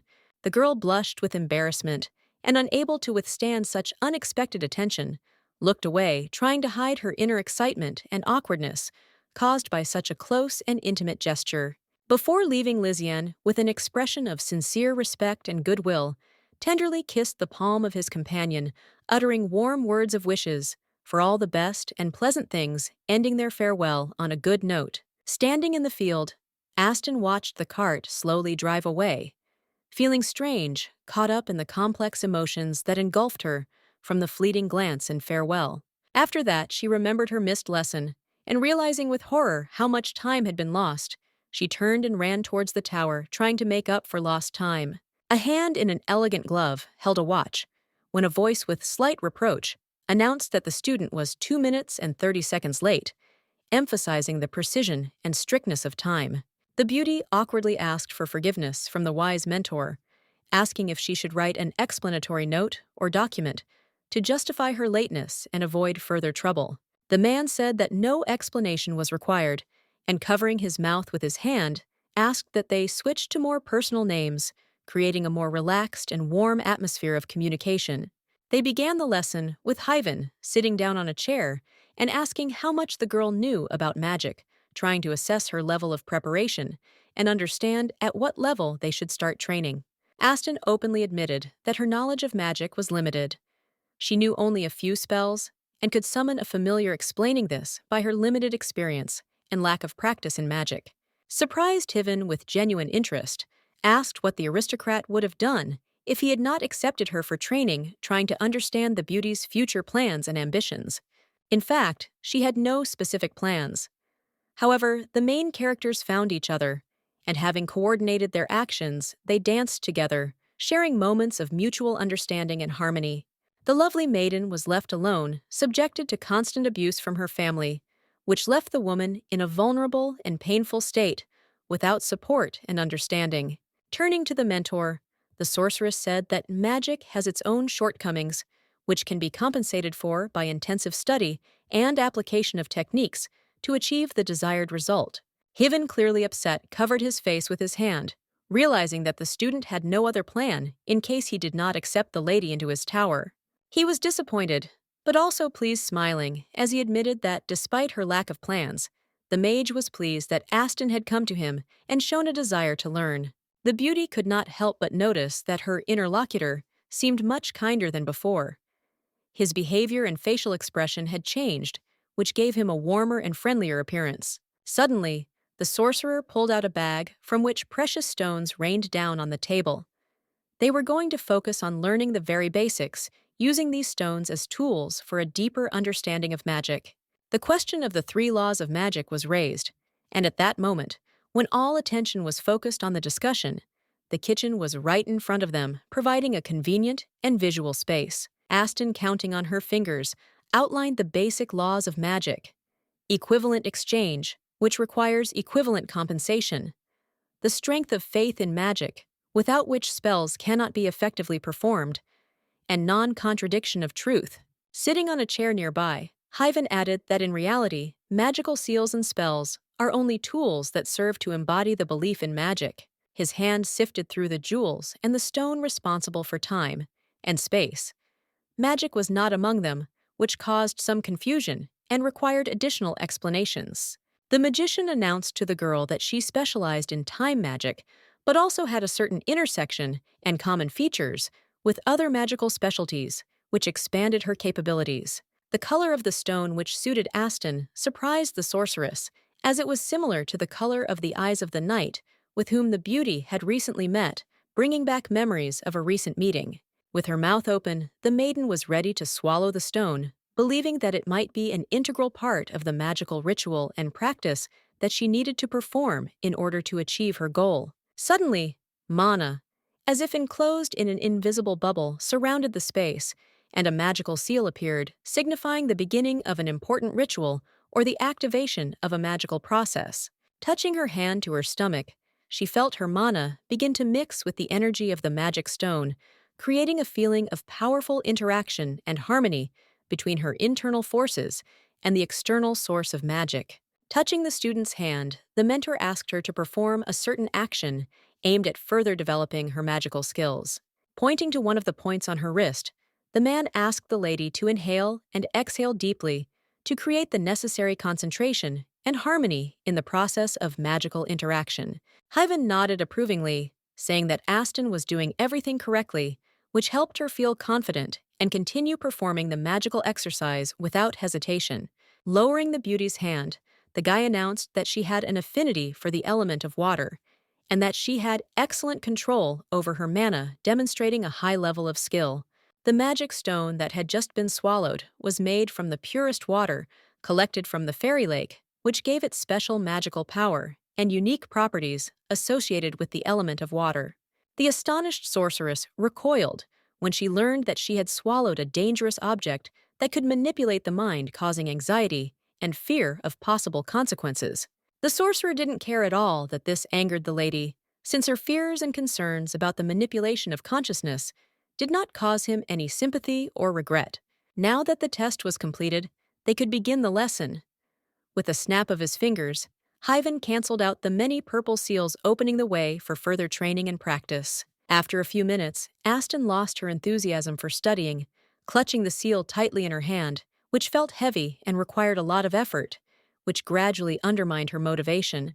Tired, she dropped her head into her hands, completely exhausted from the lectures and intense work, which led to a feeling of deep fatigue and the need to rest. A little earlier, the beauty tried to raise her hand and ask the mentor about the magic of time and space, trying to understand these complex aspects. But her attempt was immediately stopped by a sharp remark that in the Tower of Magic, every wizard was required to know the basics and fundamentals before moving on to more complex aspects, such as the magic of time and space. Before leaving, Hyven added that from now on, the lady would not only receive personal lessons from him, but also listen to lectures together with other magicians, which would provide her with a broader understanding and in-depth study of magical disciplines. Aston was excited, having lived in the body of a villain for a long time, and now she was given the opportunity to become someone else, which filled her with a new sense of hope and excitement. The girl's hands began to tremble with anxiety, and her fingers intertwined, creating a nervous feeling that could not be hidden. The inner excitement and fear of a new stage in her life became obvious to everyone around her. Without thinking twice, she told the teacher that she knew a little about the teachings of the magicians, hoping that this admission would help her better understand what knowledge and skills she would need to develop. Hyven said that this was nonsense and suggested that she call herself by the name Aston had been called at the school he taught at, to emphasize her true name and connection to magical traditions. The woman's hands relaxed, and the maiden said she would do so, deciding to follow the suggestion and use a name that would better reflect her true origin and connection to magic. In front of a large audience, the professor explained that each magician had a unique scent, similar to a fingerprint, which served as an individual identifier and helped distinguish magicians from each other. Some students dozed off, tired from the endless classes and lectures, creating a sense of uneven attention in the classroom. The atmosphere in the room was one of fluctuation in focus and energy from one seat to the next. The teacher's name was Soltis, and she was the elder of the Mage Tower. She was a woman in dark clothes and glasses radiating authority and experience, which gave her an impressive appearance in the eyes of the students. As an example, the professor presented the genus Amorin, which combined notes of flowers and citrus, demonstrating the uniqueness and complexity of magical scents, which could be as varied and expressive as the magicians themselves. Students from different schools sat at their desks, yawning from fatigue, until one of them caught the attention of the strict teacher, which immediately broke her concentration and caused wariness. It was the lady from the forgotten school, who carefully wrote down every word, not missing the slightest detail, which made her stand out from the rest of the students and attracted the attention of the teacher. Taking notes with chalk, the professor could not find anything special about the girl that would explain why the Tower of Magicians had chosen her. However, she could not go against the decision and continued to watch with cautious interest. Soon the lecture came to an end, and the professor, having finished her speech, allowed the students to leave the classroom, giving them the opportunity to digest the knowledge they had received and to rest after the intensive lesson. Aston was in no hurry to get up from her seat, continuing to write something down on paper, concentrating on recording the important moments of the lecture and thinking about the knowledge she had gained. Suddenly, the girl's thoughts were interrupted by a guy who appeared behind her. He had white hair and blue eyes, which gave him a special memorable appearance. Aston smiled warmly as Yuden interrupted her deep thought. Her attention immediately turned to the new friend that had appeared in this place, and she became interested and happy in his presence. She quickly began to cross out the sketches, trying to erase the image of the knight's face that her hand had accidentally drawn on the paper so as not to leave any traces of the accidental drawing.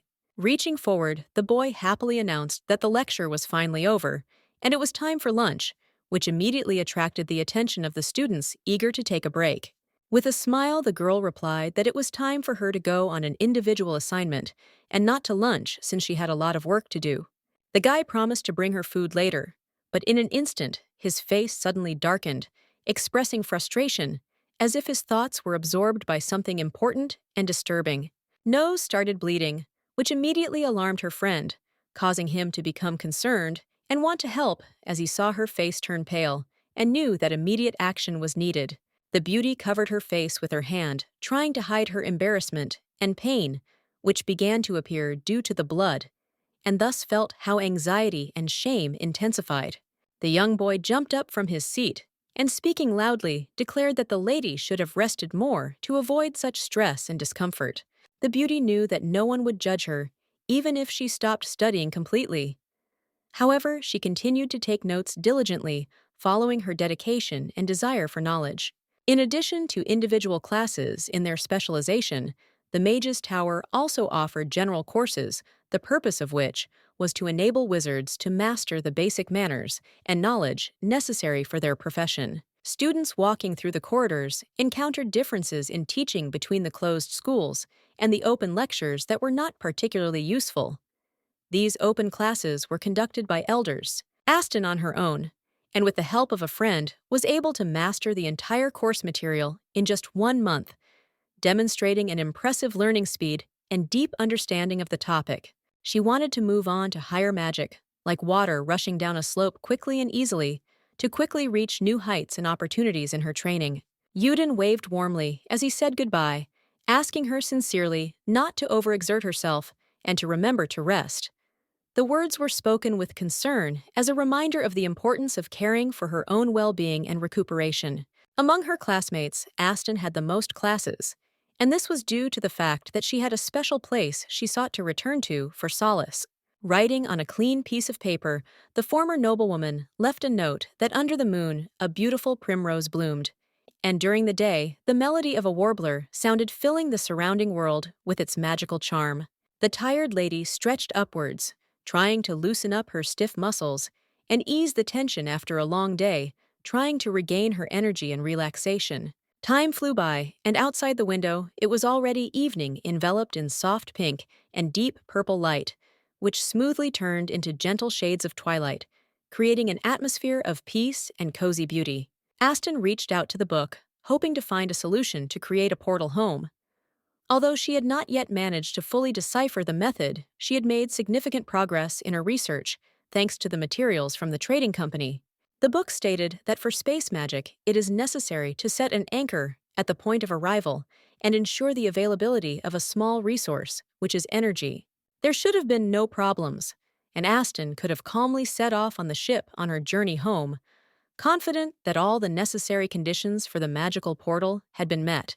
But she had difficulty in installing the star anchor in her house, and despite all her efforts, she could not understand anything.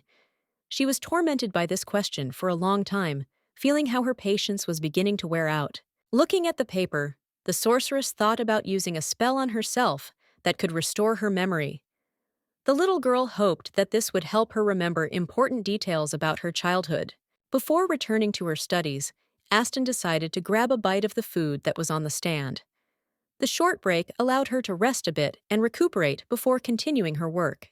As she ate the bun, the witch reflected that despite the fact that it had cooled down, it was still very tasty. The sweet and rich taste gave a little pleasure and comfort at that moment. After finishing her meal, the girl headed towards the door to get some fresh air and enjoy the walk. She was waiting for the opportunity to take a break from her studies, breathing in freshness and joy. But suddenly, the shoe froze in place in front of the letter that lay on the floor, as if the attraction of an invisible force forced her to stop and pay attention to this unexpected and mysterious object. Taking the envelope in her hands, Aston wondered if this letter could be from Lily, the one she had asked not to look for. Thoughts of a possible connection with the request and the contents of the letter filled her mind. However, suddenly, the seal on the envelope attracted attention, which belonged to the Seymour family. This special sign applied to the wax seal was in the form of roses and iron swords. The lady insistently asked the messenger to return the letter back to the sender. She was determined to avoid any further trouble or misunderstanding connected with this unexpected message. The former aristocrat urged the man to no longer call her Lady Seymour, seeking to leave the past behind and free herself from previous titles and connections that no longer suited her current position and desires. Aston was now a sorceress of the Mage Tower. Her new duties and status required her to concentrate fully on magical training and the tasks associated with it. The man apologized to the young lady, explaining that he rarely had the opportunity to see noble ladies. His words were full of respect and humility, emphasizing that meeting her was a rare and significant event for him. With a smile, the lady ordered the cancellation of the meeting request from Lysian, who continued to persistently ask for the girl. Such persistence was too intrusive. Having closed the door behind her, the sorceress leaned against the wooden surface and remained in this position for some time, immersed in thoughts about the upcoming tasks and difficulties that lay ahead. With her head buried in her folded hands, the girl felt a deep weariness caused by the constant influx of letters from her family. These messages did not give her peace and only increased the emotional tension. Memories of the first week she spent in the Mage Tower came back to her mind. It was then that Hyven approached her, and those events remained a vivid and significant moment in her memory. Seated at a table in the reading room, the lady inquired what was the matter, and soon learned that an unexpected visitor had arrived. This news disturbed her peace, and she was ready to inquire into the reasons for his visit. Loud footsteps echoed across the floor, as if they were bouncing off a smooth surface, filling the space with a trembling sound. Walking at night in a thin cloak, Aston knew that the tower was closed to prying eyes. The High Assembly strictly escorted unnecessary visitors away, not allowing a single uninvited guest. Having decisively opened the door, the lady was already anticipating who the mysterious night guest could be, whose presence in this place could raise so many questions and assumptions. In front of her stood Adrian, a young man with an expressive posture and short dark hair that gave his appearance severity and confidence, as if reflecting inner strength and determination. With a slight smile, the man greeted the lady. His greeting was permeated with courtesy and respect, creating an atmosphere of warmth and goodwill that instantly filled the surrounding space with comfort and harmony. After this, Adrian, with some satisfaction, reported what he had learned from the coachman. Aston had remained in the Tower of the Magicians all this time, and her location had been carefully hidden from prying eyes. With a heavy sigh, the sorceress asked why her brother had come here, clearly worried about the unexpected visit and anticipating that such an appearance could lead to undesirable consequences. The man urged his sister to forget the other brother's words and return back. He was also curious to know how much the lady had paid to gain access to the tower, given the importance of the matter to their current plans. Placing his hand on the girl's shoulder, and with a soft insistence in his voice, Adrian said that if she decided to return home, her father would not punish her, thereby assuring her that everything could be fixed and everything could be returned to its place. As the grown man who should have been a parent began to rip out Aston's hair with a hot poker, his low voice was as indifferent and cold as the act of violence itself. Having knocked her brother's hand away, the girl loudly declared that she was not going to return home and that she had not paid a penny for her position in the tower, but had entered there thanks to her own strength and abilities. Adrian was surprised that his younger relative had hidden abilities that manifested themselves unexpectedly and revealed new facets of a woman's personality to him. Shrugging his shoulders, the boy mockingly said that in that case the problems became less, and that he would inform the director that the girl's family was against her entering the tower, emphasizing his disdain for the situation. With a sly grin, Adrian added that the lady's opinion did not matter to anyone, and everything was decided by their head of the family, thereby emphasizing that the final word always remained with the more influential members. The sorceress ordered the boy to stop talking strange nonsense, reminding him that she had been a student for a long time and that it was impossible to change anything. Pointing his finger at his sister, the adult man suggested that she tell the master herself about her intention to return home, otherwise the consequences could be even worse. Aston became angry, and magic immediately began to flare up around her, as if her anger lacked a simple expression to manifest itself as a sparkling energy field. Suddenly, the door swung open, and Hivian entered the room, asking the guest to stop angering the lady, trying to smooth out the tense atmosphere and return the situation to a calmer channel. The young men stopped arguing and turned their heads towards the magician, who had entered their attention, focused on him, expecting that the new presence could change the course of events. Master Amorn paused in the doorway, his gaze fixed on his charge. There was a thoughtful look in his eyes, as if he was trying to guess the maiden's thoughts. With a bright smile and friendliness, Adrian greeted the wise sorcerer, expressing sincere affection and creating a warm atmosphere around their meeting. Extending his hand forward, the boy respectfully complimented him, noting that the wizard had become even more powerful than he had been before, adding a note of admiration to his words. However, Hyven, without deigning to look at the aristocrat, even once silently passed by, as if he did not exist at all, leaving the friendly gesture unanswered. The sorcerer frowned harshly and asked the young man sharply what had brought the nobleman to the Tower of the Magicians and why he had dared to disturb his mentor at such an inopportune time. Adrian explained in a reserved manner that he had come to the Mage Tower to pick up his sister and bring her home, as the family had begun to worry about her prolonged absence and her future plans. The magician, watching the aristocrat with narrowed eyes, did not believe a single word he said, and in a cold and angry tone sharply asked about the real reason for his visit, making it clear that he suspected hidden intentions. The sorcerer's brazen behavior caused a flash of anger in the man, and the veins on his hands bulged traitorously, betraying the growing anger that he was barely containing. Hiven coldly and briefly replied that the master's influence did not extend to the Tower of Magicians, adding that those who did not respect the laws of magic and tried to dictate their own rules were not welcome here. Clutching his head wearily, Adrian felt the intense headache building up to become unbearable, causing waves of tension and stress that built up throughout the day.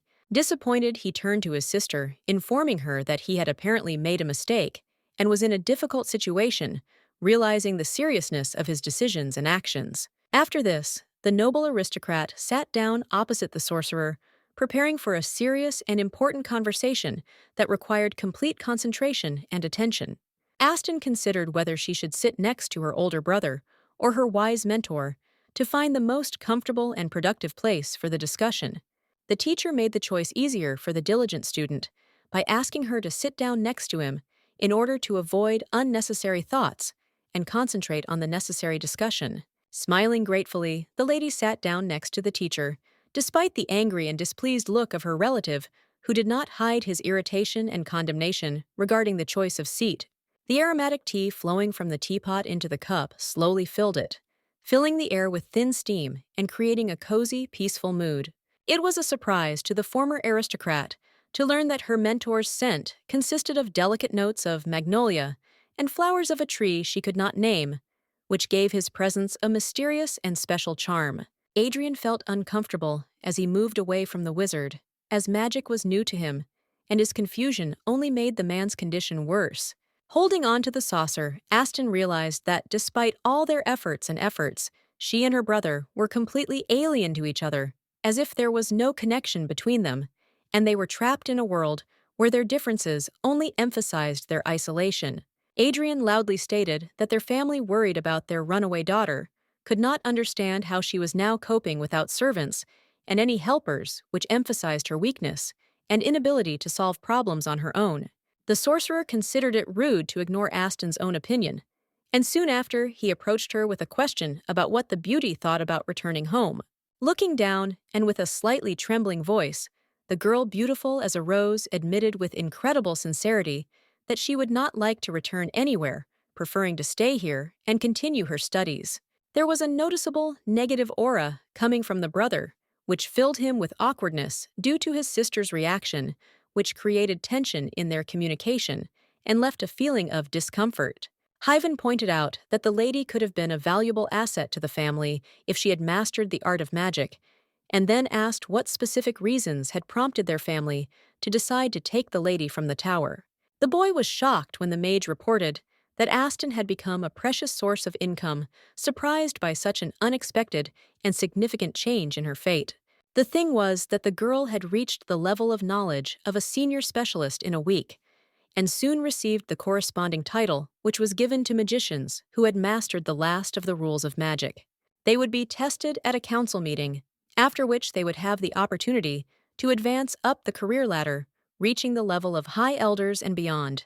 In the end, the knowledge achieved was not related to the level of magic or intelligence or anything like that.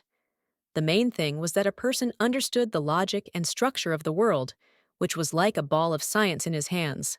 The aristocrat clearly felt awkward from such words and promised to discuss this issue with the head of the family to clarify the situation and find a suitable solution. At this point, the lady intervened, trying to find out some details from her brother, which attracted the attention of everyone present and added additional tension to the situation. Frustrated, she asked her relative if he truly believed that she had run away from home solely because she wanted to become a mage, hoping that her true motives would be understood. Surprised, the man stopped and, sincerely trying to understand the situation, asked what exactly the girl meant, trying to understand the words and figure out the reasons for her upset. With sadness, the lady realized that the foolish relative could never truly understand her sister's feelings and motivations, which only increased her inner loneliness and regret. The carriage, slowly gliding across the expanses of green fields, passed by picturesque landscapes, revealing to the passengers the enchanting beauty of the endless natural landscapes. Hyven sat next to the lady, worried, and trying to hide from her that Aston was his student, worrying about how it could affect their relationship and future events. He was pleased to realize that the lady did not object, and a satisfied smile appeared on the man's face, expressing relief and joy from the positive attitude. Aston nearly dropped her tea when her mentor ordered her to not hold back when speaking to opponents like her brother, making it clear that she should not hide from her true emotions and opinions. Sitting in a comfortable chair, she sincerely thanked the young man for standing up for his ward, expressing her deep appreciation for his support, understanding, and care at such an important moment. Before leaving the lady alone, Hyven bowed and wished her that her path would be illuminated with truth and light, sincerely hoping for her well-being and the successful resolution of all problems. The drink had subtle notes of refined taste and sophistication inherent to the former aristocrat, which gave it a special charm and left a lasting impression reflecting the noble past. That day, the square was filled with noise and bustle, which made visibility difficult. Adrian was unable to see his sister and her mentor among the crowded chaos and abundance of movement. Approaching the small werewolf, Aston intended to leave a request to find one person, hoping that his abilities would help in this difficult task. Placing the coin on the table, the lady said she was looking for the nanny who had looked after her as a child, hoping to find the old woman and reconnect. When the sorceress felt tired, she sat on the edge of the fountain, letting the cool water touch her feet, and enjoying the moment of peace that allowed her to rest and collect her thoughts. The people in the square were completely absorbed in their own affairs, each one busy with something of his own, creating a general feeling of seething life, constant bustle and activity that filled the place with energy and movement. Having taken out an old book, the girl immersed herself in the study of time travel, or more precisely, teleportation, in particular, trying to understand the intricacies of this mysterious ability. The spells and seals disappeared, leaving behind two portals. The amount of energy needed to move and activate them had to be calculated to ensure a stable and safe opening. Upset looking down, the maiden felt as if she had taken away some of her mentor's glory, but she was ready to do anything to return home to her world, despite her inner experiences and feelings of guilt. Suddenly, footsteps were heard, and a familiar voice greeted the lady, disturbing her thoughts and reminding her of the presence of a man with whom she had close ties. Realizing what had happened, the lady asked her acquaintance what exactly he wanted from her, hoping to clarify the reasons for the strange visit and his intentions. It was Lycian, dressed in magnificent white robes, strewn with jewels that shimmered in the light, and emphasized his high status and refined taste. The sorceress, with obvious bewilderment and slight surprise on her face, asked what exactly had brought such an attractive young man to this secluded place. The man sat down next to his interlocutor, and with a slight smile said that it was hard not to notice a girl like her, especially when she was holding such an expensive artifact in her hands that attracted attention and interest. The couple then began to discuss the good weather as they sat next to each other and enjoyed the pleasant atmosphere, which allowed them to relax and exchange light conversations. Noticing that evening was approaching, Lysian stood up and asked if it was time for Aston to head back to the Mage Tower, worried that she would not miss any important events or disrupt her routine. After this, the nobleman extended his hand to his companion, and in a polite tone said that he would like to escort the beauty back to ensure her safe return and make the evening even more enjoyable. Smiling, Lysian politely asked Aston if she had any objections to the proposed solution, trying to make his words soft and charming. The lady had no choice but to accept the invitation with dignified calm and, maintaining outward composure, gracefully extend her hand despite her inner doubts. Their hands touched tenderly, as if in this simple but meaningful gesture, not only fingers but also hearts were connected, opening a new stage in their relationship full of unknown emotions and feelings. Slightly embarrassed, but trying to maintain his composure, the aristocrat asked, in a reserved manner, whether he would be allowed to do the honor of accompanying such a beautiful lady next time. Aston could not allow herself to get used to this man's kindness, because behind every manifestation of his care, she felt a hidden strength that she did not dare to fully trust. Noticing the prolonged and unusual silence of his companion, Lycian, worried by her thoughtfulness, asked with gentle persistence what could have happened.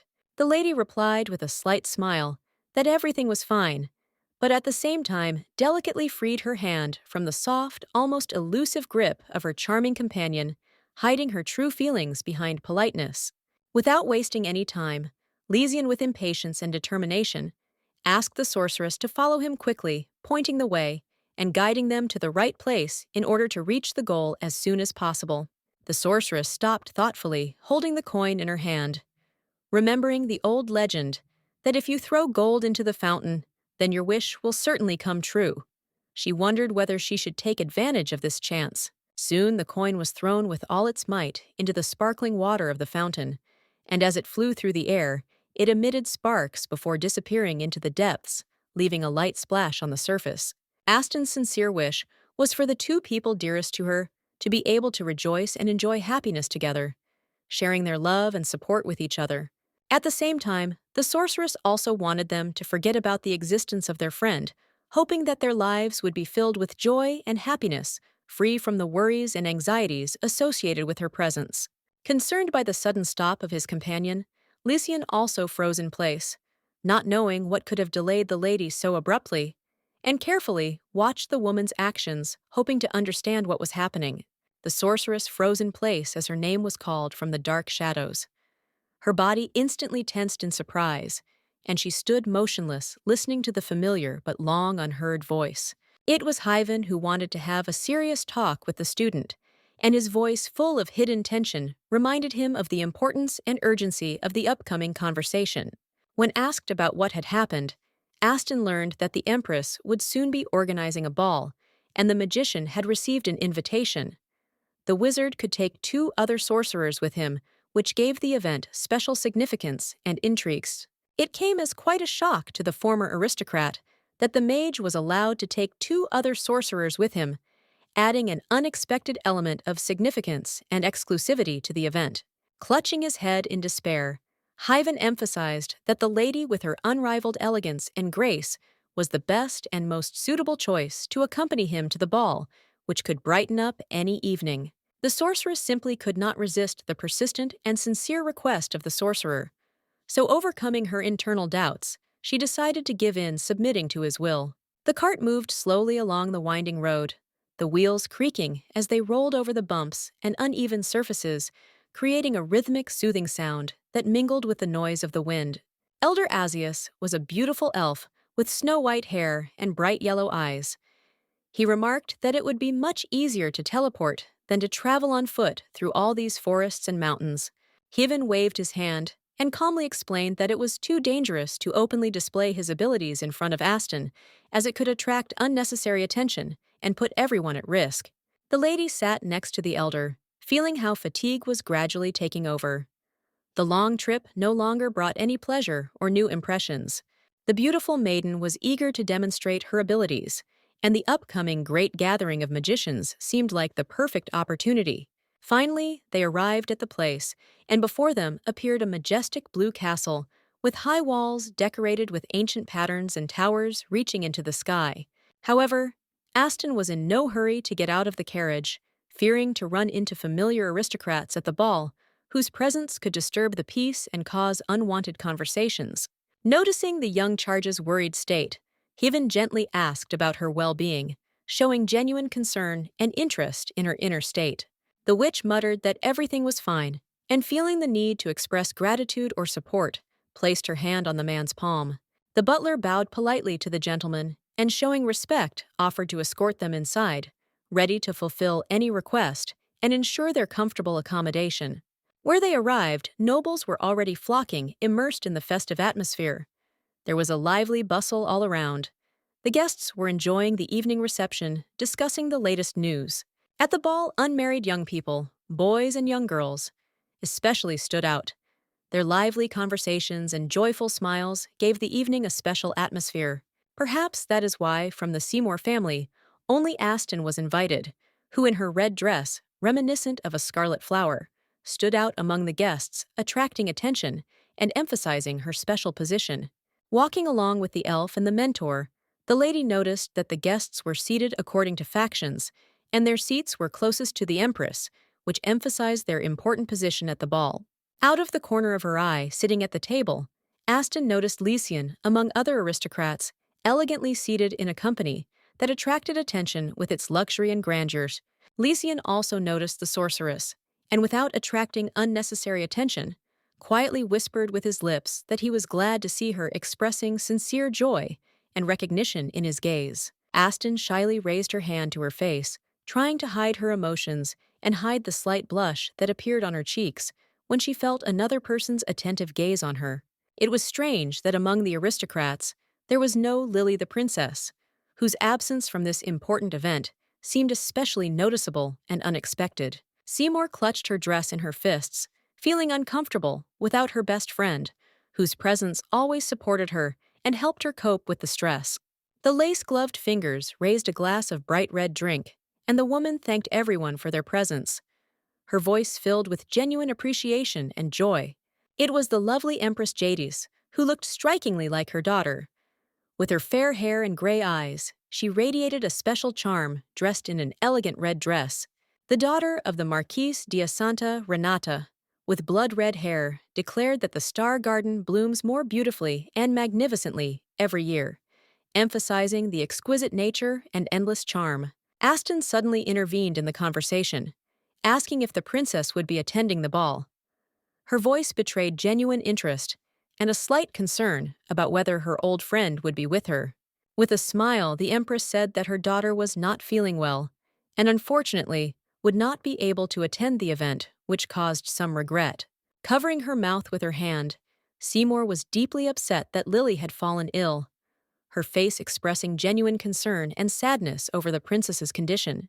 There is a fairly high probability that this is the reason why the princess did not respond to the letters that were sent to her. The witch expressed her best wishes to the royal family member, wishing him a speedy recovery, and asked when he would be allowed to visit the princess. The ruler froze in place when a servant leaned towards her and quietly whispered that a daughter of royal blood was soon to appear, which caused her unexpected excitement and anxiety. A woman's shoe stepped onto the soft grass, and the dress and shoes were exquisitely decorated with fresh flowers, which gave the image an indescribable elegance and freshness. Jadis jumped up from her seat, excited and nervous, when the announcement of the heir to the throne's grand arrival sounded in the hall, and her heart pounded in anticipation. For the young sorceress, this was a real shock that penetrated into the very depths of her soul, causing strong excitement, which she tried with difficulty to hide so as not to betray her feelings. Lily, as before, retained her beauty. Her pink hair was elegantly braided into a high ponytail, and her green outfit emphasized her sophistication and charm. The mother, noticing that her daughter was still not completely healthy, began to feel anxious because the baby had not yet fully recovered, and her health was causing her serious concern. The nobles around began to whisper, calling the princess a spring fairy, since the light dress in which she appeared before them was chosen by her eldest beloved brother. When Lily looked away, ignoring her old friend, Aston felt great horror and deep pain, as if her fragile heart had been pierced by a sharp blade of betrayal. Unable to bear the company of other aristocrats any longer, the girl stood up from her seat and, turning to those present, said that she should go out into the fresh air to rest a little. Lysian was trying to stop the beauty because his heart was constricted with concern for her condition, and the guy was worried that she could get into a dangerous situation, not realizing all the possible consequences of her actions.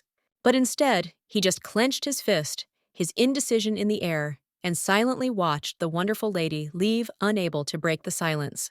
A picturesque lake spread out before our eyes, surrounded by majestic trees, and a cozy meadow creating an ideal corner of nature that embodies tranquility. Hidden among the thick trees, Aston covered her mouth with her hand, suppressing a yawn, thereby showing her fatigue and obvious need for rest after a long and stressful day that had taken a lot of her strength. Lysian and Lily walked together, holding hands, their steps hitting the ground in sync, creating a sense of closeness and mutual support. They seemed to be the embodiment of an ideal couple. The prince and princess of the kingdom, their joint walk resembled a picture from a fairy tale where harmony and elegance are combined in one image. At this time, the mighty Hiven was in a tense argument with the elder. Their conversation was full of emotions and sharp words, reflecting deep disagreements and discontent. Suddenly, footsteps were heard, and a loud voice rang out, calling out the name of the noble Lady Seymour in a calling tone, breaking the tense atmosphere and drawing attention to itself. This man, with piercing brown eyes and white hair, was the third groom of the main character, the heir of the Marquis of Diasanta. His name was the young Marquis Arcanes. Like a true ladies' man, the man gallantly kissed Aston's hand, and with a charming smile said that she was the most beautiful rose in this greenhouse, bringing a touch of exquisite charm to her day. Archon felt awkward and embarrassed when the lovely lady, rejecting his advances, pointed to Lily, whose smile would have become even brighter from such witty compliments. While walking together, the boy asked the young lady with interest if she knew the legend surrounding the famous river, which was known for its mysterious and exciting stories. Officially, there were 5 societies in the country, but there was also a 6th, which was secretly created by Archon and operated underground, hiding from official structures and attracting attention only to a narrow circle of initiates. According to legend, 99 years ago, there lived a distinguished princess named Isla, who was not only a noble princess, but also a recognized knight throughout the continent, becoming the king's first protector. However, the lady's fiancé, having gotten drunk, committed a gross outrage against the maid, for which he was executed. The fiancé's elder brother, having learned of what had happened, decided to take revenge on the princess, blaming her for his brother's death. Lavendale was a magician who decided to get close to the royal family. Every night, he would give the royal person nightmares, and then by calming her down, help her fall asleep again. Mesmerized, Aston listened to the story in which the couple soon fell in love. Princess Isla made a promise to protect her new husband, demonstrating her devotion and love for him. However, the knight was supposed to continue the royal line, and the death mage did not meet the requirements for the role of husband. Despite his devotion, he could not be a suitable partner to continue the dynasty. The king ordered his daughter to marry the candidate of his choice, and despite her inner doubts and protests, the girl could not disobey her father's order, submitting to his will. So the death mage was left behind, and Isla married another man, chosen by her father, fulfilling the demands of the royal house and ensuring the continuation of the dynasty. Aston reflected that the ending of the story was strange. It would have been more logical if the couple in love had married secretly from the king in order to preserve their love and avoid a forced marriage under the order. Finally, unable to bear the betrayal, the magician threw himself into the water and drowned. Isla, unable to find his body, looked into the water for so long out of melancholy and despair that she eventually turned into a statue. The aristocrat concluded his story by noting that in honor of the knight who brought so much suffering and sacrifice, the river was named after him to perpetuate his memory and feat in history. The guy pointed his finger at the river visible nearby, as if it were living evidence of the ancient and beautiful history that had just been discussed. It was a very sad story about a maiden and a knight who showed true valor despite all the obstacles and tragedies that befell their destinies. The boat ride has become a tradition established in memory of two lovers who were not destined to be together as a symbol of their eternal love and unfulfilled destiny. Suddenly, Lysian intervened in the conversation, expressing a desire to take the lady away from the marquise and go boating with her, offering her a pleasant time on the water. The nobleman was serious as always and looked like a real prince, with an elegant posture and indescribable nobility in every detail of his true appearance. Arkan was not ready to part with his companion and hand her over to another man. To this, Lysian loudly declared that the princess had already left, and therefore he was now free to communicate. Bowing politely, Arkan did not insist any further and handed the lovely lady over to other hands, giving someone else the opportunity to continue the game. A man's hand was extended towards Aston, radiating friendliness and warmth, as if inviting her to take part in the upcoming event. The girl gently placed her hand in the other man's outstretched hand, as if seeking comfort and support. The gesture was full of trust and warmth.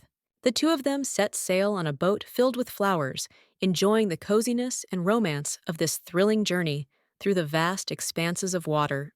Arkan got into another boat and was already entertaining the second lady skillfully, creating an atmosphere of fun and ease while they enjoyed the moment on the water together. Smiling slyly, the aristocrat said that the lady would definitely not be able to escape from this place, confident that his words would emphasize not only his cooperation, but also a slight mockery of the situation. Aston responded that there was no point in them meeting anymore, emphasizing that everything that needed to be said had been said, and they could calmly part ways without creating unnecessary unrest. Lysian did not think that any special reason was needed for their meeting, believing that the very fact of their communication was sufficient to satisfy both of them. The man was extremely puzzled and shocked to hear the lady admit that she did not understand why he sought meetings with her so often.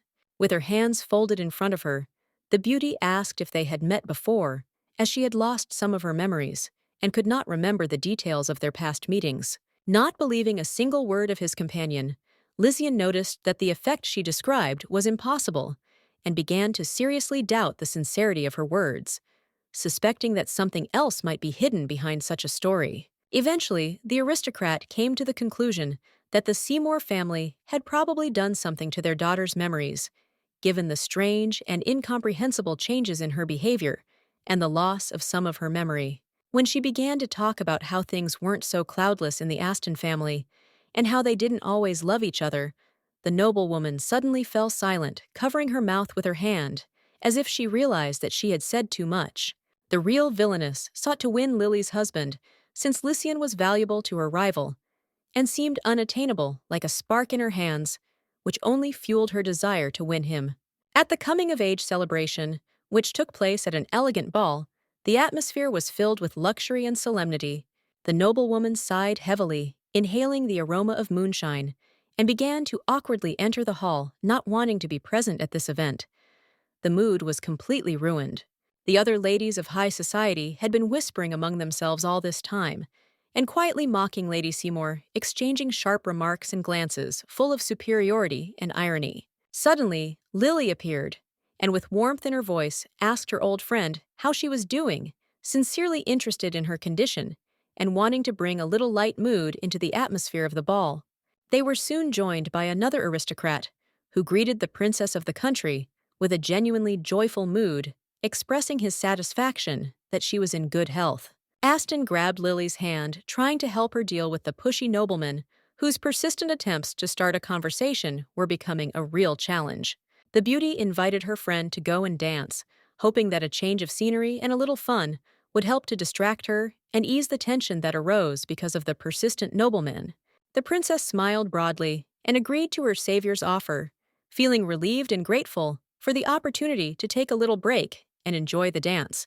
However, history soon took a familiar turn again, and Lysian appeared, whose unexpected arrival once again attracted the attention of everyone present and changed the atmosphere of the event. The girl was interrupted by a stranger who sharply remarked that it was extremely impolite to spy on other people from behind curtains. His comment attracted attention and caused surprise. A beautiful dark-haired lady distracted Lady Seymour, dressed in a magnificent sky-blue dress. Her elegant attire and graceful presence were admired. This wonderful maiden was the daughter of the Earl of Emmental, and her name was Beltana. She noticed that Lady Seymour had disappeared from sight and came up to see if all was well with the young lady. Aston could even blink the aristocrat's second daughter, pulled her by the hand, asking her to be quicker and not to hesitate, thereby accelerating their movement to the next stage of the event. As she walked forward, the noblewoman sneered at Lady Seymour, who looked restless and confused, which only added to her tension and discomfort in the situation. Opening the door, the lady loudly declared that Aston was tired in front of the other nobles, drawing attention to her fatigue and emphasizing that she needed some rest. Not wanting to become the object of ridicule from other aristocrats again, Aston did not allow herself to be offended and resolutely pulled her hand out of the grip of the impudent daughter of the Count, trying to maintain her dignity. Having interrupted her social life, the lady loudly declared that she no longer wished to be called or distracted for such stupid reasons, resolutely defending her right to peace and respect. Instead, Lady Seymour began to attack the offender, declaring that she was stupid and could not let go of grievances that had remained from childhood. The words were full of reproach and disappointment. Naturally, Beltana began to be indignant, vehemently denying all accusations and protesting against criticism. The reaction was full of indignation and attempts to protect her reputation.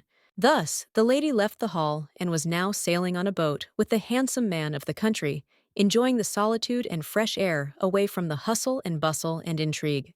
With care in his eyes, the man carefully took off his cloak and tenderly covered his companion with it, trying to protect her from the cold wind and create a feeling of warmth and comfort, showing attention and care in every gesture. With a light and charming smile, Lysian noted that he had received a handkerchief from his interlocutor, thus emphasizing how touching and thoughtful this gesture was, which made a deep impression on him and added warmth to their conversation. Then their hands accidentally touched, and the lady, feeling in this moment a symbol of deep mutual understanding, tremblingly thanked the nobleman for his attention and sincere kindness, which made this evening special. Suddenly, it started to rain, and the nobleman tried to stop his companion, who, throwing her cloak on the ground, turned away, trying to hide from the unpleasant weather surprise. Lysian extended his hand and invited the sorceress to come along, offering her his company and protection, so that they could overcome the rain and enjoy their time together despite the bad weather.